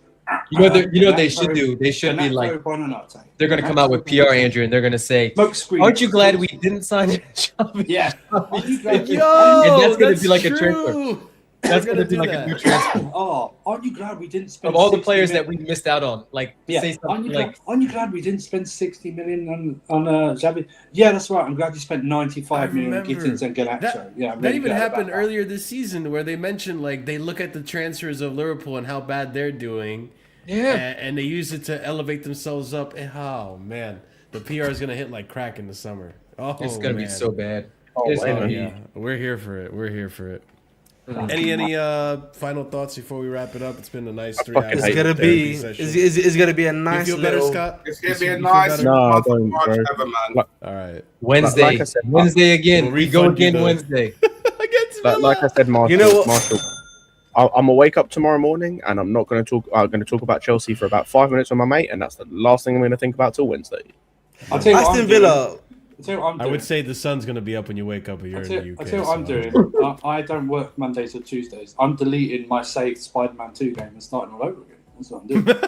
I'll be honest with you. I just want to play some. I'm going to treat Monday as a normal day. It's a Ramadan day number 11, by the way. So, well done. So yeah, you know. I'm looking forward to food. I'm just, you can tell with that. Two things. What else is doing better? I'm down with that. I'm not even Muslim, but I look forward to it every day. I can't wait for Aston Villa. Firstly, want to see what happens there. Wow. And secondly, Aston Villa with Ramadan, yeah, have some shade. And secondly, I don't. What am I doing tomorrow? To be honest, American waffle. Who are you, fraud? American American waffle. Work. Unfortunately. American waffle. Man's going through his schedule. I know, right? Other Hey. things to look forward to. In the stream, Dave. Chelsea. In the stream, Dave. Oh yeah, and then. Go see you tomorrow first, man. Then think about your schedule after that. Oh yeah, I'm gonna get. Oh yeah, I'm buying a top hat tomorrow. Yes, so that's it. tomorrow I've got a You're buying monthly the toilets? Hello Fresh order to pick up. I'm and, buying a top yeah. hat tomorrow. So Oh, a top hat. Top hat? That's at a top Yeah. hat. What? Why are you buying a top hat? We Like want to see Abe the Lincoln top hat. top hat kind of thing. yes. Top hat and a Disassi uniform. Just- Can we get that on the next casual therapy? A top hat and Disassi. And you have to wear that to the Casually Chelsea Awards. Yeah. You gotta dress Yo, up. chat. Somebody send in a super chat and request that if the super The chat top comes hat in, will you have to honor probably it. be Yes. here on Friday or something like that. But How yes, did you get the top hat over them headphones? It's I don't think I can. I'm gonna put it to my regular headphones. I'm gonna go to my other headphones. So. Let me look Actually, at the someone just put it in the schedule. chat. That was it. It wasn't just Xavi Simmons. It was Fermin Lopez. Remember? Yeah. That was it. That was it. That was the smoke screen as well. Yeah. We offered him like 30 million, and meanwhile Yeah, he's 30 valued at million. like 70. 30 million for your next great midfielder from your own academy. Fuck off. Yeah. 30 So million. I'm looking at the schedule. I'll be here for Villa. Oh, you're not but- going for your schedule as well. No. I won't be here on the weekend for Wrexham. I'm the waking one up. game I'm assuming we Oh can win. I'm no! gonna What a miss. shame. I'm having some coffee. and brushing I my need teeth. to see a W, Scott. That's the thing. It is. It's all right? Wrexham. There's W in there. You do. Yeah, but I'm not gonna be watching because I'll be in Man, Vegas. let's just hope we're going up against Deadpool FC. Let's just hope we're all for it. You know what I mean? That's not, I hope so, man. instead of Johnny Storm. You know what I mean? Well, let's see who's live. Let's see who I can rate out. We'll wrap Flawless this is up. live. Is he live? Flawless is always live. He's always live. I'm seeing footy judge This is mode, working football hours. Heritage. Oh, he is live. Why isn't it showing up on my sidebar? That's weird. Okay. Also, I'll rate out the flawless. I mean, something that's not Lee Gunner. Just chatting up about Arsenal. The last thing I want to do with my chat is bring them to an Arsenal content creator right now. It's, oh man, that's Long. three losses to Arsenal in a season is too much. Yeah, Too much, man. that used to be us the other way around. I can't, man. The last time we beat them was when Lukaku, Timberland boots, was in the team. Oh, yeah, you know what? That's the last time I actually what.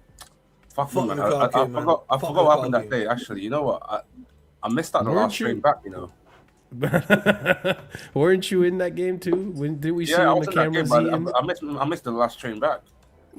remember that I kind of remember this actually. Oh, you know what? That because I knew I got a text from someone there like to come over. Were you in Plymouth then? Back in the day, yeah. Yeah. I was about to say, it's like you missed the last train to Plymouth. Nah. You You're know what fucked. it is? Nah. Lambs. You know what? Yeah. Let's fuck that public. Okay. We'll wrap it up here, people. Ladies and gents, big up to every single one of you. If you managed to smash the like button, I appreciate it. If you haven't done it, go ahead and do so on your way out, people. We're going to rate out to Flawless. I'm going to give you guys a raid message so you know what to copy and paste over there. I'm the only one that copies and pastes it, but it's okay. One day you guys in the chat will copy and paste it, I promise. I promise myself, actually, I should say that. I guarantee it's going to happen at some point. I can't talk anymore. I'm done. I'm cooked. 3 hours, I'm just yapping now. Big up to every single one of you. Subscribe to the channel if you're new here as well. And usually at the end of the show, as I'm multitasking right now, we give shout outs to our members, proper casual and higher tier members. That's going to go out to A. Soliman, EE, and Adrian. Big up to you guys. Thank you so much for the support at the proper casual level. Oh And man, I wish what was his name? Horny Turbo Jesus or whatever his name was. That used to be. oh, I forgot about that guy. Robo Yeah. Jesus or whatever his name Turbo was. Jesus or something like Turbo that. Jesus, yeah, that was a great name. Yeah, some people come and go, man. Some people, you know, they hear my positivity, they want to go. If I haven't been positive, they hear my negativity, they want to go too. Kill strongest soldier, man. Yeah, man. There's no soldier here. It's just a cadet. I mean, that's what I am right now, man. I'm just a cadet. I'm in here for the ride. That's our squad's full of cadets. Yeah, true. It's also true. But yeah, guys, I'm gonna go have a spliff, play some video games, just enjoy whatever I can of this night. because I'm numb. I can't do it anymore. But yeah, we'll see you again tomorrow for American Waffle if you're gonna be there on Stoppy TV.